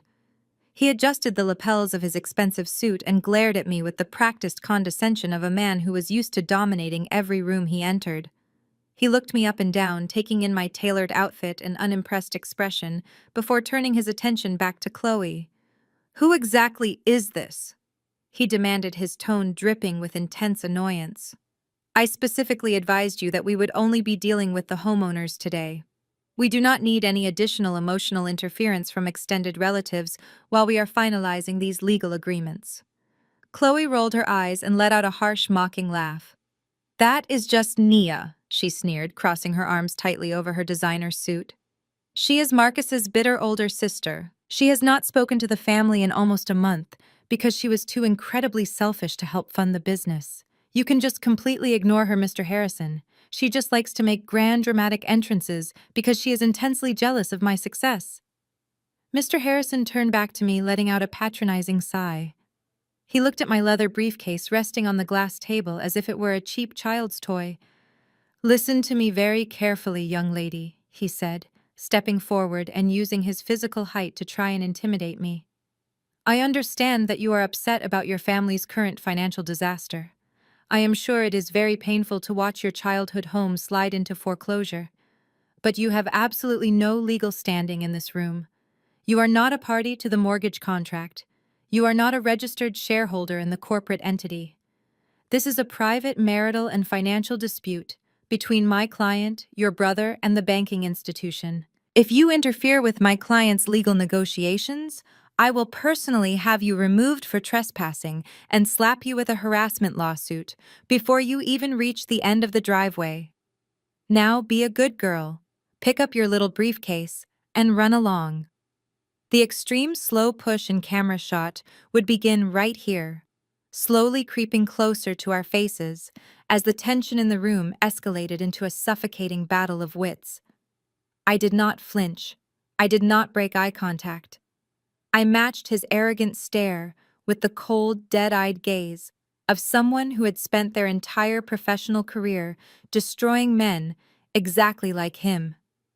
I placed my hands flat against the top of my leather briefcase. "I am not here as a concerned sister, Mr. Harrison," I replied, my voice perfectly level and devoid of any emotional wavering. "I am a senior forensic accountant and a certified fraud examiner, and unlike you, I do not rely on empty intimidation tactics or forged signatures to win an argument. I rely entirely on federal statutes and mathematically verified transaction ledgers." I unclasped the heavy brass locks of the briefcase and flipped the lid open. The sound was incredibly loud in the dead quiet of the mansion. I pulled out a thick stack of documents bound together by heavy black clips and dropped them directly in front of him. My father Gerald leaned forward in his velvet armchair, his breathing shallow and rapid. My mother Vivian watched me with wide, terrified eyes, completely unable to comprehend the massive shift in the power dynamic. Chloe's mocking smile began to slowly fade, replaced by a creeping sense of genuine unease. She had never seen me operate in my professional capacity. She had only ever known the quiet, obedient sister she could easily manipulate. Mr. Harrison glanced down at the documents, but refused to pick them up, maintaining his stubborn facade. "You can print out all the spreadsheets you want," he scoffed, waving his hand dismissively. "It changes absolutely nothing about the legal reality of this situation. I already told your parents the undeniable facts." Marcus signed the authorization forms. Marcus executed the smart contracts. He moved the money. My client is legally shielded by his administrative signatures. If you try to pursue this, the only person going to prison is your brother." I smiled. It was not a warm smile. It was the sharp, terrifying smile of a predator that had finally cornered its prey. "You are absolutely right about one thing, Mr. Harrison," I said, tapping my manicured fingernail against the top page of the file. "Marcus did sign the authorization forms. He blindly signed every single document Chloe put in front of him because he is a gullible fool who trusts his wife. The digital signatures on the cryptocurrency transfers do in fact belong to him. In a standard case of corporate embezzlement, your defense strategy would be absolutely flawless. You could easily pin the missing $200,000 entirely on his incompetence, and Chloe could walk away completely untouched." I paused deliberately, letting him savor his false victory for just one more second. Then I pulled the rug completely out from under his expensive leather shoes. However, I continued, my voice dropping to a dangerously quiet pitch. "You and your client made one incredibly fatal error when you were setting up this little financial heist. You got greedy. You did not just take the $200,000 from my parents' second mortgage. You decided you wanted to extract even more capital before you burned the company to the ground." I reached into the file and pulled out a brightly colored official government document, placing it right on top of the stack. The seal of the United States federal government was stamped clearly at the top of the page. Mr. Harrison finally looked down. The moment his eyes registered the official federal seal, his arrogant posture stiffened. The blood began to slowly drain from his face. 6 weeks ago, I explained my words striking like physical blows in the silent room. Chloe applied for a massive business development grant. But she did not apply for just any standard commercial loan. She specifically targeted a highly competitive minority business grant funded directly by the federal government. These specific taxpayer funds are exclusively reserved to support Black entrepreneurs and historically marginalized communities attempting to build businesses in the technology sector.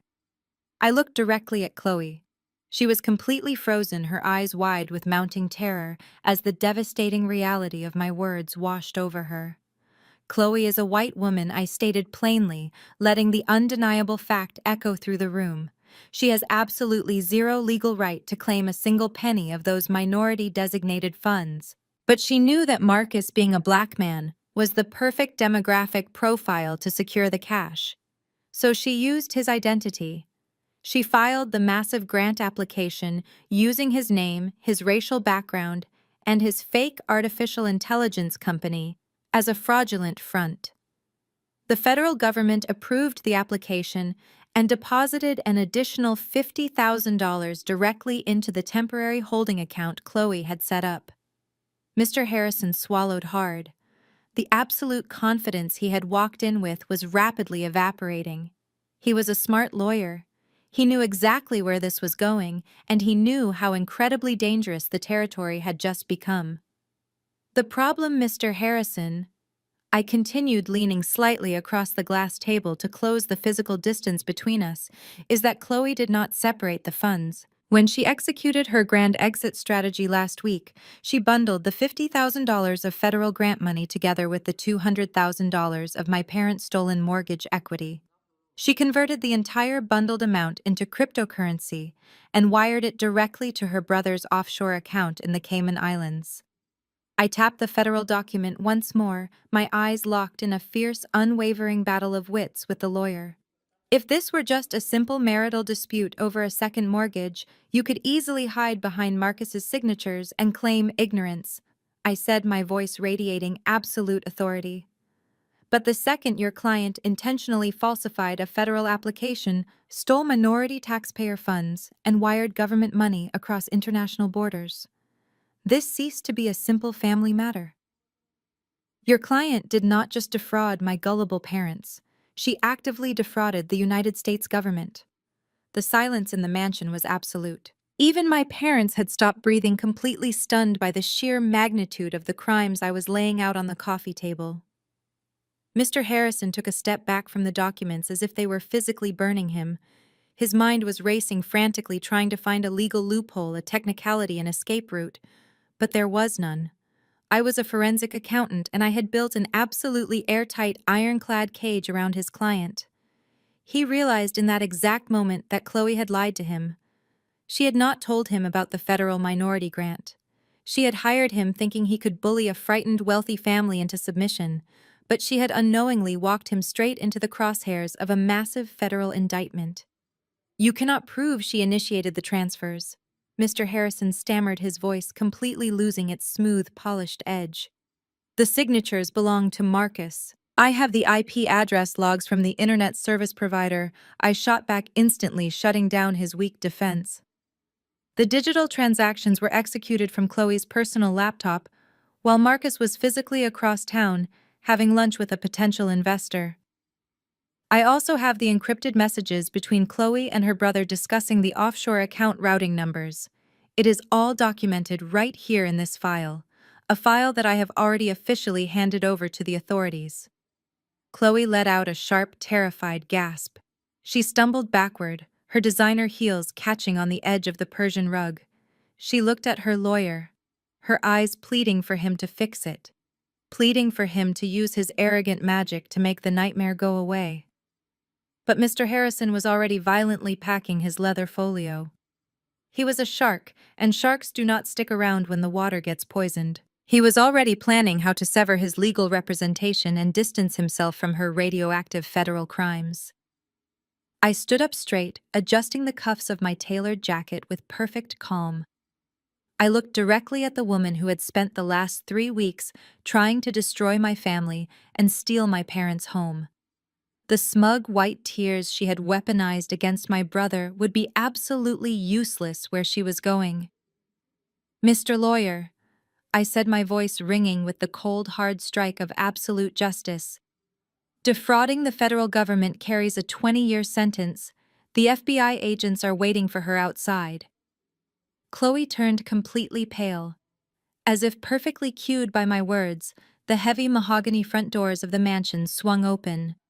Two tall men and one woman, wearing dark navy windbreakers with the bright yellow letters FBI printed boldly across their backs, stepped directly into the grand foyer.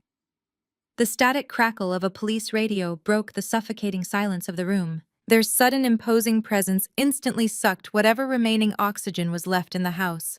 They did not knock, and they certainly did not ask for permission to enter. Chloe turned completely pale, her pristine white designer suit suddenly looking more like a surrender flag. She stumbled backward, her designer heels catching awkwardly on the edge of the expensive Persian rug.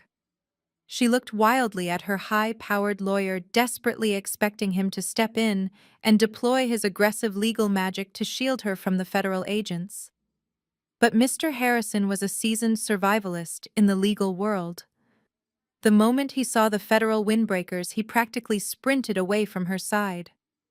He aggressively snapped his leather folio shut and took 3 massive steps backward, putting as much physical distance between himself and Chloe as humanly possible. "Agents," Mr. Harrison said, his voice remarkably steady despite the chaotic turn of events. "I am formally withdrawing as legal counsel for this individual effective immediately. I was retained under entirely false pretenses regarding a simple domestic dispute and a standard real estate contract. I have absolutely no involvement in any federal grant applications or international wire fraud." He did not even look back at Chloe as he marched past the federal agents and walked straight out the front door, leaving his former client completely defenseless and utterly exposed. Chloe began to hyperventilate. Her chest heaved, and she immediately tried to deploy her absolute favorite weapon. She forced her eyes to well up with tears, and she let out a pathetic, trembling sob. She looked at the female federal agent, attempting to play the terrified, fragile victim one last time. "Please, you have to understand," Chloe cried, her voice shaking with manufactured terror. "My husband forced me to do it. Marcus is a violent man. He made me sign those papers. He made me transfer the money. I was just trying to survive his abuse. Please, you have to believe me." The female FBI agent did not offer a warm blanket or a sympathetic ear. She simply pulled a pair of heavy steel handcuffs from her utility belt and stepped forward. "Save the performance for the federal judge, ma'am," the agent said, her voice completely flat and devoid of any emotion. "We have the internet service provider logs tracing the transactions directly to your personal devices. We have the encrypted messages to your brother in the Cayman Islands. And local police have already reviewed the security footage from the hallway outside your apartment, proving you staged the domestic violence incident entirely by yourself. Turn around and place your hands securely behind your back." Chloe let out a genuine piercing shriek as the cold steel cuffs locked tightly around her wrists. The sound of the metal ratcheting closed echoed sharply through the luxurious living room. She was no longer the arrogant mastermind who thought she had successfully stolen a family fortune. She was just another white-collar criminal being marched out of a wealthy suburban neighborhood in broad daylight. The 2 male agents gripped her arms firmly and escorted her out the front door, completely ignoring her frantic, hysterical sobbing. The female agent lingered for a brief moment. She turned toward the open doorway and gave a short nod. Walking slowly into the house right behind the departing federal agents was my brother, Marcus. Because I had submitted the comprehensive evidence file, clearing him of both the fraudulent business activities and the fabricated domestic violence charges, the authorities had immediately processed his release from the county jail. He was still wearing the wrinkled, expensive suit he had been arrested in, but he looked absolutely destroyed. His broad shoulders were slumped, his head hung incredibly low, and his eyes were red and swollen. Marcus walked into the center of the living room and simply collapsed. He dropped heavily to his knees right on the Persian rug and broke down crying. It was not a quiet, dignified cry. It was the loud, ugly, gut-wrenching sobbing of a man who had just realized his entire existence was a carefully constructed lie. He had lost his fake business, he had lost his beautiful wife, and he had almost lost 20 years of his life to a federal penitentiary, all because he was too arrogant and too incompetent to read the documents he was signing. If this were a cinematic documentary, this is exactly where the camera blocking would shift to a wide establishing shot of the entire living room. The visual framing would capture the complete and total shift in power dynamics. Marcus was on his knees weeping on the floor. My father Gerald and my mother Vivian were standing near the velvet armchair looking entirely disheveled and emotionally exhausted. And standing perfectly still in the center of the room, completely unbothered by the chaos surrounding me, was me. I owned the room. I was the absolute center of gravity in the mansion. My parents rushed forward to comfort their golden child. Vivian dropped to her knees, wrapping her arms fiercely around Marcus's shaking shoulders. Gerald placed a heavy hand on his son's back, letting out a massive, shuddering sigh of relief. For a few long moments, the only sounds in the grand room were Marcus's heavy sobs and my mother's quiet, soothing whispers. But the humility did not last. It never does with highly narcissistic people.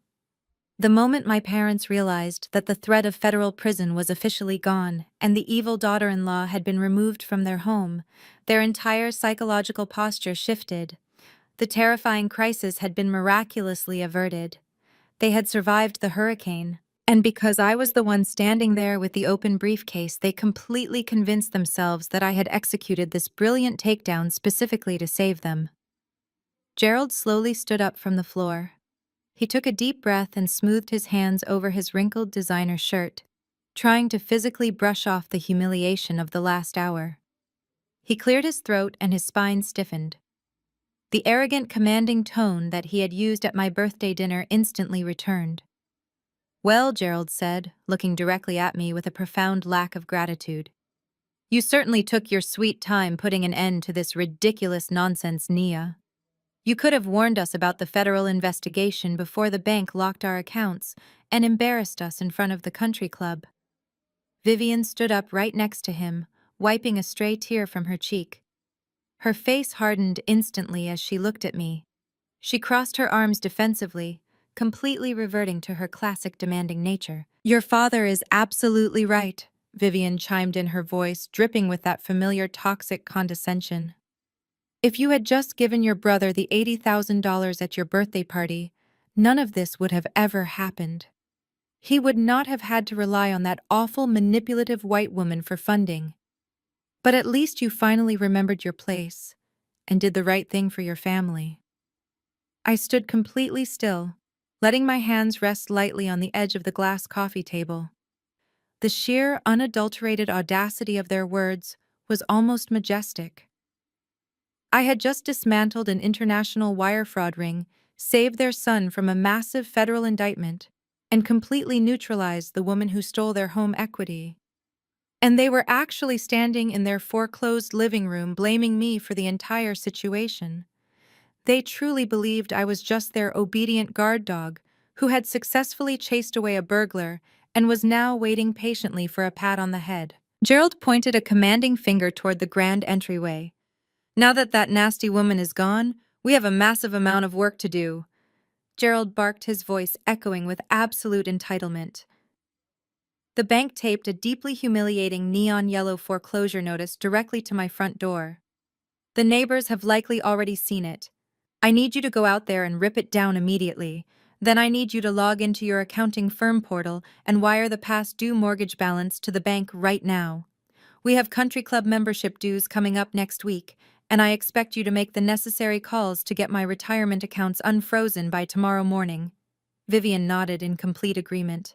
"And you need to pay for a professional cleaning service to come deal with Marcus's apartment," she added casually, waving her manicured hand in the air. "That girl destroyed his kitchen before the police arrived. You need to handle the damages so he can move back in peacefully." The wide camera shot would hold steady, capturing the three of them standing together.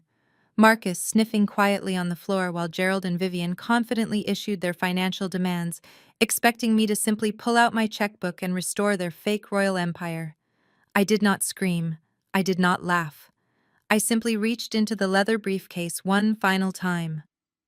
I bypassed the thick stacks of banking evidence and pulled out a single crisp legal document printed on heavy premium paper. I looked at my father. I looked at my mother. And then, I let a slow, incredibly cold smirk spread across my face. I think there has been a massive misunderstanding about my presence here today, I said, my voice perfectly calm and razor sharp. I held the document up, letting the afternoon shadows fall across the bold legal text printed at the top of the page. Who said I came here to save this house? My father stared at the document in my hand. He blinked several times as if his brain was completely refusing to process the English language. The arrogant, commanding posture he had just forcefully reconstructed began to rapidly dissolve all over again. He looked from the crisp, premium paper to my face and then back to the paper. "What are you talking about?" he demanded, his voice dropping to a harsh, confused whisper. "What do you mean you did not come here to save the house?" If a director were framing this exact moment, the camera would shift into a tight profile shot of my face. The harsh afternoon light filtering through the narrow gaps in the heavy velvet curtains would hit my side profile perfectly. The lighting would cast deep shadows across the room while accentuating the sharp, ruthless features I had inherited from the very man standing in front of me. I did not look like a frightened daughter.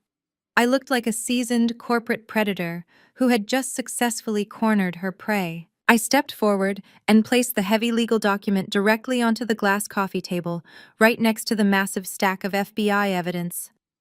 "I did not wire a single penny of my personal money to your bank account," I explained, my voice perfectly steady and unyielding.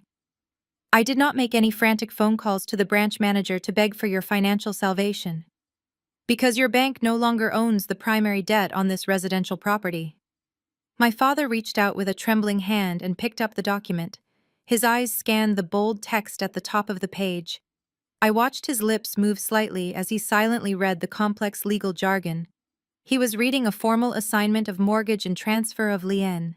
When the federal algorithms flagged your entire financial portfolio for international wire fraud, your massive second mortgage instantly became a highly toxic asset. I continued lecturing them with the cold precision of a college professor. Traditional banking institutions absolutely despise holding toxic assets on their balance sheets. They especially hate holding debt that is directly tied to an active federal investigation involving stolen taxpayer funds. The bank wanted this property completely off their books as quickly as humanly possible. They were actively preparing to auction your home off to the lowest corporate bidder by the end of the month, just to cut their massive losses. My mother, Vivian, let out a small, confused gasp.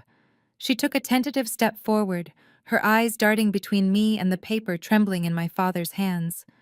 "But the foreclosure notice is on the door," she stammered desperately, trying to make sense of the financial terminology. "If the bank does not own the house anymore, then who is foreclosing on us?" I turned my piercing gaze to my mother. "My wealth management firm specializes in acquiring distressed high-value real estate assets," I explained carefully, articulating every single syllable so there could be absolutely no misunderstanding. "As a senior partner at the firm, I have absolute discretionary authority over our acquisition portfolio. When I saw that the bank was preparing to liquidate this estate, I made them a highly lucrative corporate offer. My firm officially purchased your entire defaulted debt at a massive discount. We bought the lien, we bought the mortgage, we bought every single financial obligation attached to this specific address." For a brief, fleeting moment, my mother's face completely lit up. Her mind violently twisted the devastating facts to fit her preferred narrative. She genuinely thought I had orchestrated this massive corporate buyout as an act of profound familial loyalty. "Oh, Nia!" Vivian gasped, her hands flying to her mouth in a gesture of profound relief. "You bought the house to keep it in the family. You protected our legacy. I knew you would not let us fall. I knew you would step up for your brother and for us. Thank you. Thank you so much." She actually took a step forward and reached her arms out, expecting to pull me into a warm, tearful embrace. She expected everything to go right back to normal. She expected to wake up tomorrow morning in her massive master bedroom, drink expensive coffee, and go back to pretending she was the wealthy queen of the local country club. I took one deliberate step backward, entirely rejecting her physical affection. I let my hands fall gracefully to my sides. I did not buy this house to keep it in the family, Mom. I stated, my voice striking the room like a physical blow. Her arms dropped to her sides, and her smile instantly vanished. I bought this house because it is a prime piece of real estate located in a highly desirable, affluent neighborhood. Acquiring this property at a distressed discount makes perfect financial sense for my corporate investment portfolio. You are completely confusing a cold business transaction with an act of familial love. My father, Gerald, finally snapped. The terrifying reality of the document in his hands fully registered in his arrogant mind. He violently threw the crisp paper back onto the glass coffee table. His face turned a deep, furious shade of red, and the veins in his neck began to bulge. "You cannot do this to me!" Gerald roared, his deep voice echoing violently off the high ceilings. "This is my house. I built this legacy. I bought this land. You are my daughter. You cannot just swoop in wearing a fancy suit and steal my property from out under me. I will fight you. I will call my lawyers and I will tie you up in civil court for the next 10 years.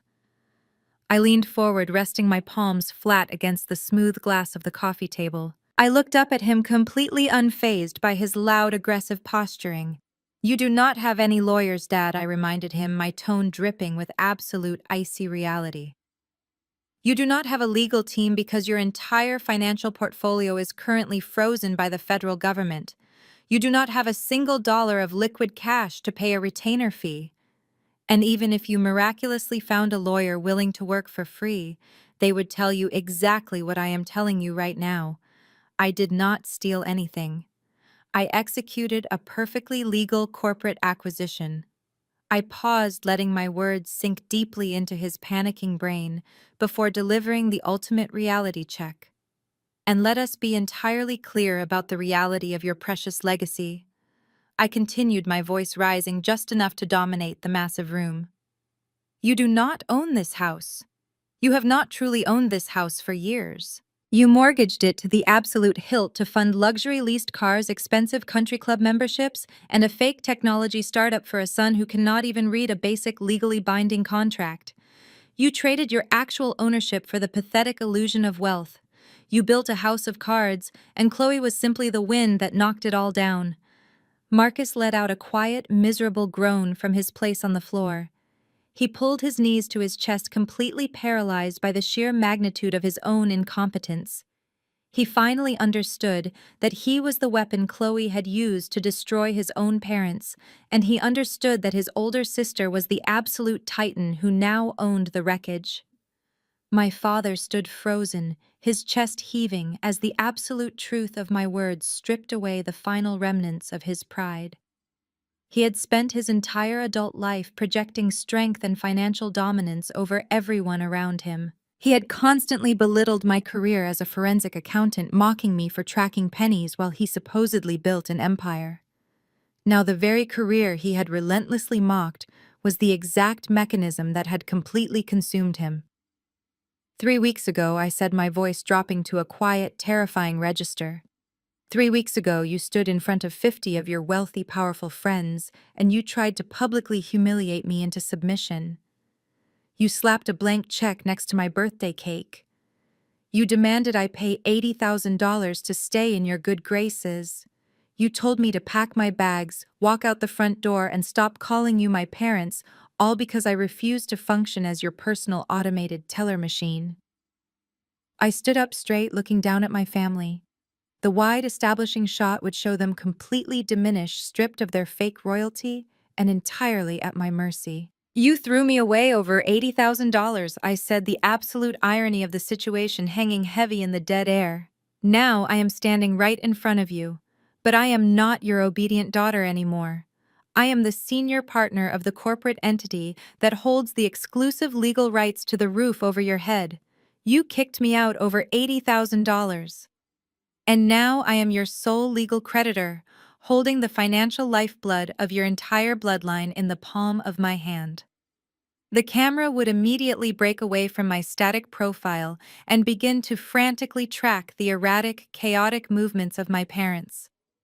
The lens would pan sharply to catch my father Gerald stumbling backward, as if the physical weight of my words had literally knocked the wind out of his lungs.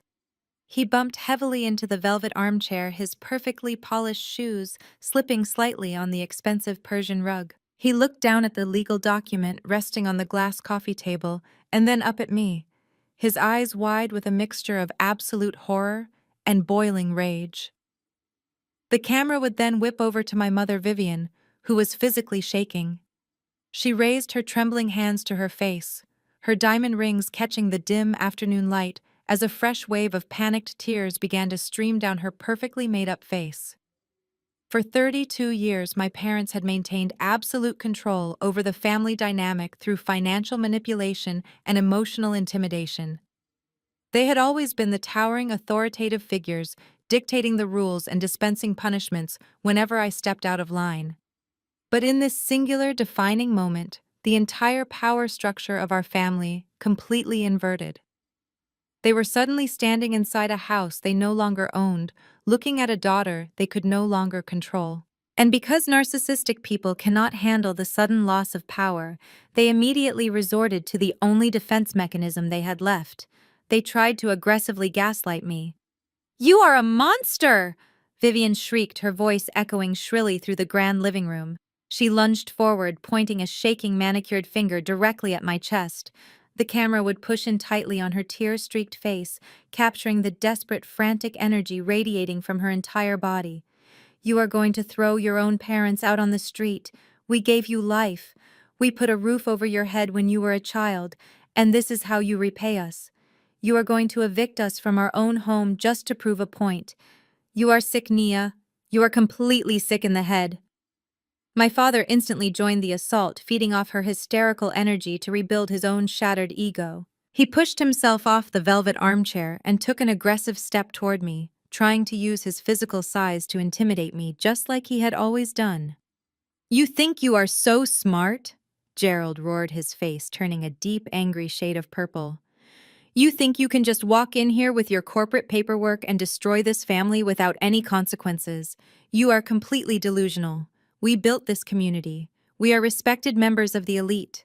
When people find out what you have done, they will be absolutely disgusted. The whole community will spit on you.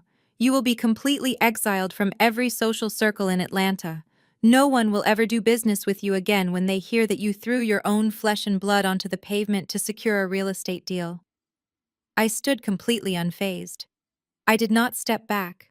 I did not cross my arms defensively.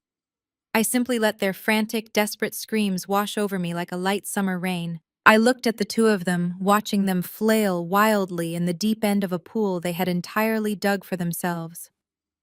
The camera would slowly pull back to frame the three of us, capturing the stark contrast between their chaotic emotional meltdown and my absolute stone-cold composure. I waited for my father to stop yelling. I waited for him to run out of breath. When the grand living room finally fell silent, except for the pathetic sound of Marcus quietly weeping on the floor, I delivered the reality check that completely crushed whatever was left of their fragile egos. "The community you are so desperately worried about does not care about you, Dad," I said, my voice perfectly calm, level, and utterly merciless. "They do not respect you. They only respect the massive mansion you live in and the luxury cars you lease. And once the federal banking authorities formally release the details of your frozen accounts and Marcus's fake technology company, that entire community will drop you instantly. They will not spit on me. They will spit on you for being foolish enough to let a white woman steal $200,000 of your home equity right under your nose." My father opened his mouth to argue, but I immediately cut him off, my voice rising with sharp, undeniable authority. "Do not stand there and talk to me about family loyalty," I commanded, stepping forward and forcing him to physically retreat. "Do not dare lecture me about treating my own flesh and blood with respect. You lost the right to use that argument exactly 3 weeks ago." I turned to my mother, locking my eyes directly onto hers. She flinched under my intense gaze, suddenly looking incredibly small and frail. Let us take a walk down memory lane, Mom. I continued, my words slicing through the heavy air. Let us rewind to the night of my 32nd birthday. You invited 50 of your most influential friends into this very house. 50 federal judges, surgeons, and real estate developers. You invited them here not to celebrate my achievements, but to use them as an audience for a public execution.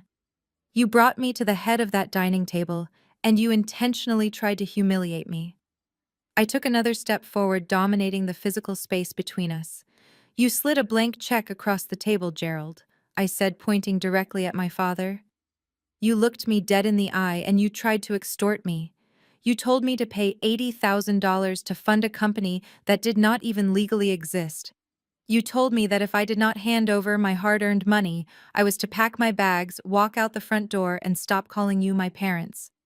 You publicly disowned me over $80,000. My father swallowed hard, his eyes darting toward the floor. The aggressive fire in his chest was rapidly burning out, replaced by the crushing weight of his own documented hypocrisy. And you, Vivian, I said, turning my attention back to my mother. You did not say a word to defend your daughter. You did not tell your husband to stop. Instead, you leaned over my birthday cake, you looked at me with absolute pure hatred, and you blew out my candles yourself. You completely erased my presence in this family because I refused to be a financial stepping stone for your golden boy. I gestured casually toward Marcus, who was still curled up on the Persian rug, completely useless and unable to defend his parents. You treated me like a worthless business transaction, I stated plainly, letting the undeniable truth echo through the massive room. You decided that my only value to this family was the available balance in my checking account. You demanded that I operate like a corporate entity, sacrificing my own assets to bail out your repeated failures. You made the rules that night. You set the exact terms of our relationship in front of 50 witnesses. The camera would focus tightly on my face, capturing the absolute lack of sympathy in my eyes. The emotional manipulation they were trying to deploy was completely bouncing off my armor. I felt no guilt. I felt no remorse. I was simply executing the final phase of an audit they had unknowingly demanded. So please do not stand in my living room and cry about being thrown out on the street. I concluded, my voice dropping to a sharp, chilling whisper that commanded absolute attention.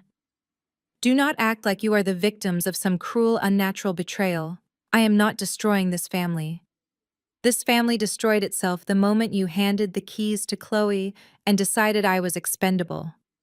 My parents stood frozen, completely stripped of their arrogant illusions. The massive house around them felt entirely hollow. They had no money.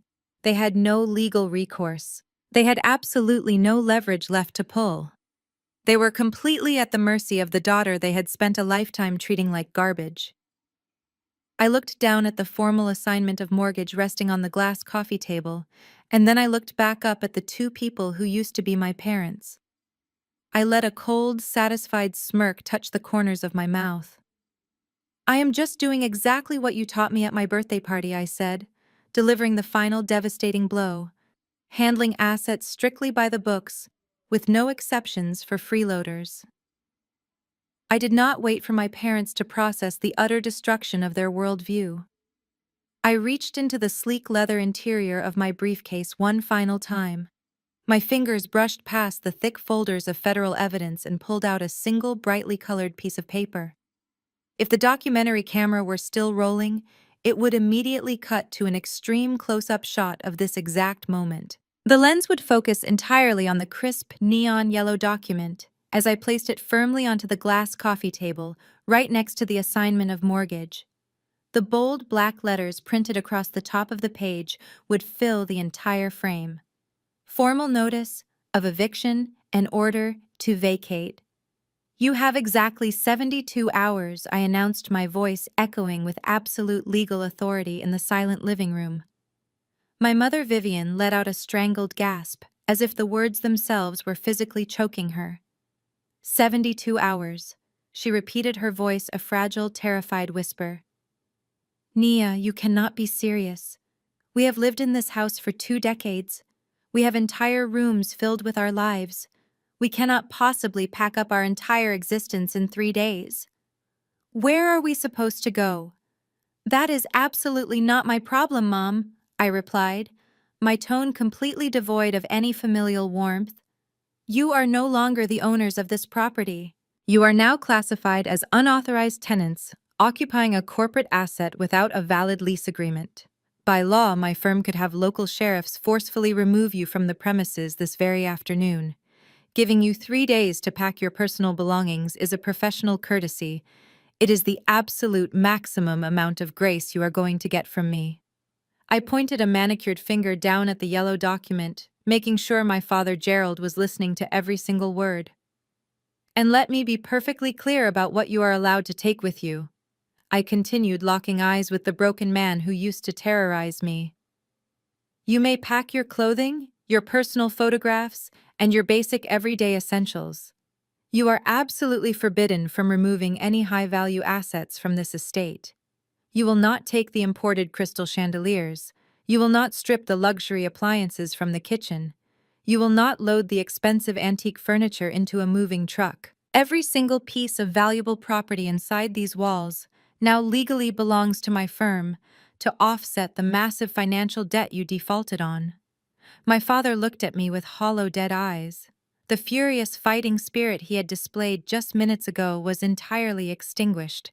He was a hollow shell of the arrogant patriarch he had pretended to be his entire life. He slowly sank deeper into the velvet armchair, completely paralyzed by the sheer magnitude of his absolute failure. I turned my attention away from my parents and looked down at Marcus. My brother was still sitting on the expensive Persian rug, clutching his knees to his chest. He looked up at me with red, swollen eyes, his face streaked with tears and snot. The golden child was completely broken. The arrogant tech entrepreneur persona he had worn like a cheap costume had been completely violently ripped away. You should consider yourself incredibly lucky, Marcus, I said, staring down at him with cold clinical precision. The federal authorities have the comprehensive evidence file I provided.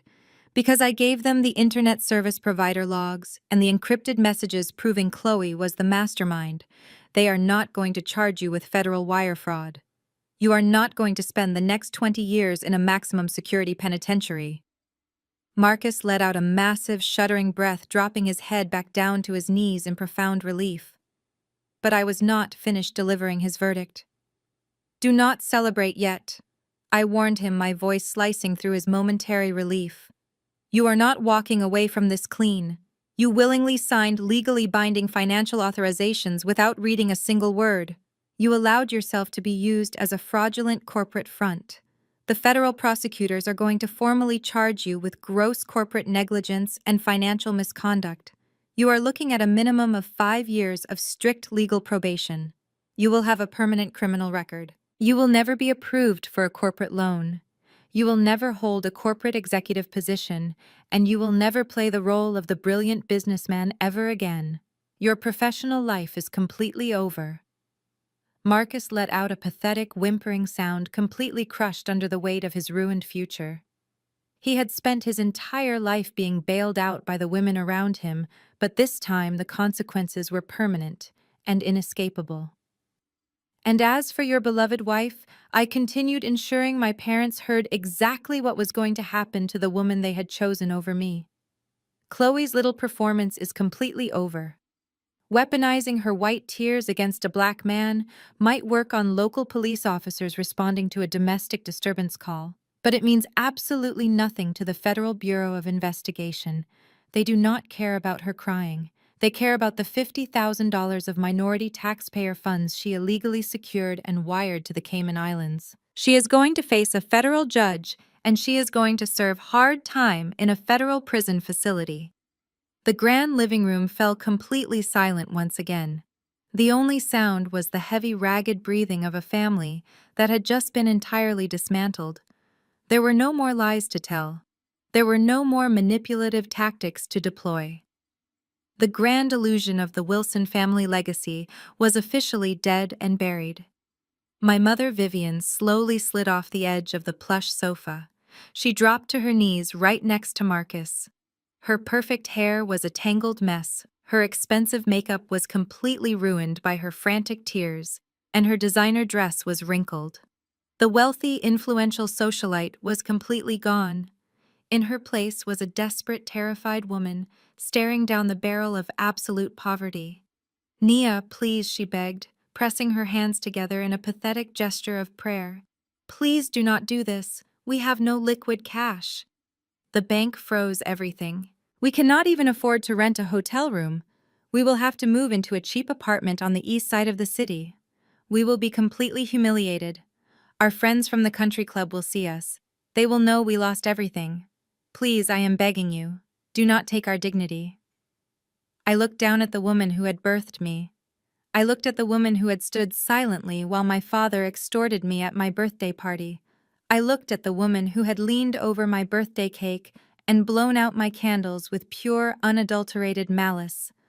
"You lost your dignity the moment you decided I was nothing but a human bank account, Mom." I replied, my voice perfectly steady and completely devoid of mercy. "You chose to value the opinions of your wealthy friends over the well-being of your own daughter. Now you get to experience exactly what it feels like to be completely discarded." I did not wait for her to respond. I simply turned away from the pathetic scene unfolding on the Persian rug. I reached out and grabbed the handle of my heavy leather briefcase. I snapped the solid brass lock shut, the sharp metallic clicking sound, echoing with absolute finality through the grand mansion. Remember, I said, my back turned to the three of them as I faced the heavy mahogany front doors. "You have exactly 72 hours. When the clock strikes 4 on Friday afternoon, the security team from my firm will arrive to change the locks. If you are still inside this property at that exact moment, you will be removed by force in front of the entire neighborhood. I highly suggest you start packing." I did not wait for their responses. I did not want to hear another pathetic apology or another frantic, desperate plea. I had delivered absolute cold, hard justice, and my work in this house was completely done. I walked confidently toward the grand entryway, my heels clicking sharply and rhythmically against the polished marble floor. I reached out and grabbed the heavy brass handle of the front door, pulling it open to reveal the bright, warm afternoon sunlight waiting outside. Behind me, the grand mansion was completely filled with the sounds of absolute despair. I could hear my mother openly weeping loudly, her wails bouncing off the high ceilings. I could hear Marcus sobbing into his hands. I could hear the heavy, deafening silence of a patriarch who had completely lost his entire empire. The elite facade had been completely stripped bare, leaving nothing but the toxic rot that had always existed beneath the surface. I stepped out onto the front porch and pulled the heavy door shut behind me. The solid wooden door slammed firmly into the frame, completely cutting off the sounds of their misery. I walked down the long, manicured pathway toward my car, the warm sun hitting my face. I did not feel a single ounce of guilt. I felt completely light. I felt absolutely free. I walked to my car, unlocked the doors, and drove away from the wreckage of my toxic family without taking a single backward glance. The documentary camera would slowly pull back right now, transitioning away from the bright afternoon sun of that day and returning to the cool, low-key lighting of the present moment. I am sitting exactly where I started this story, safe inside my downtown penthouse. I lift the heavy crystal tumbler to my lips and take the very last sip of my aged bourbon. Outside my window, the amber streetlights of Atlanta reflect softly through the horizontal blinds, casting long, quiet shadows across my home office. True to my word, exactly 72 hours after I delivered that eviction notice, my private security team arrived at the mansion and changed every single lock. My parents were forced to pack whatever clothes and basic necessities they could fit into the back of a cheap rented moving van. Today, Gerald and Vivian live in a cramped, outdated two-bedroom apartment on the exact side of town they spent their entire lives actively mocking. They have no country club memberships, no leased luxury vehicles, and absolutely no elite friends. The wealthy community they tried so desperately to impress completely turned their backs on them the very second the truth about the foreclosure and the federal investigation became public gossip. They became the ultimate cautionary tale of the neighborhood. Their fake generational legacy is completely dead. Marcus is currently serving his 5 years of strict federal probation. He works a minimum wage retail job because no legitimate corporate entity will ever allow him near their financial documents again. And Chloe is sitting in a federal penitentiary, finally learning the hard way that her manipulative tears hold absolutely no currency behind heavy steel bars. I set my empty glass down on the polished oak desk. I feel no guilt. I feel absolutely no regret. I cut the toxic anchor from my life, and I have never been more successful or more at peace. I look directly into the camera lens, making absolute unwavering eye contact with every single person watching this. People love to preach that blood is thicker than water. True. But when your family treats you like an ATM, a property deed is the only thing that stops you from bleeding out. Always own your financial truth.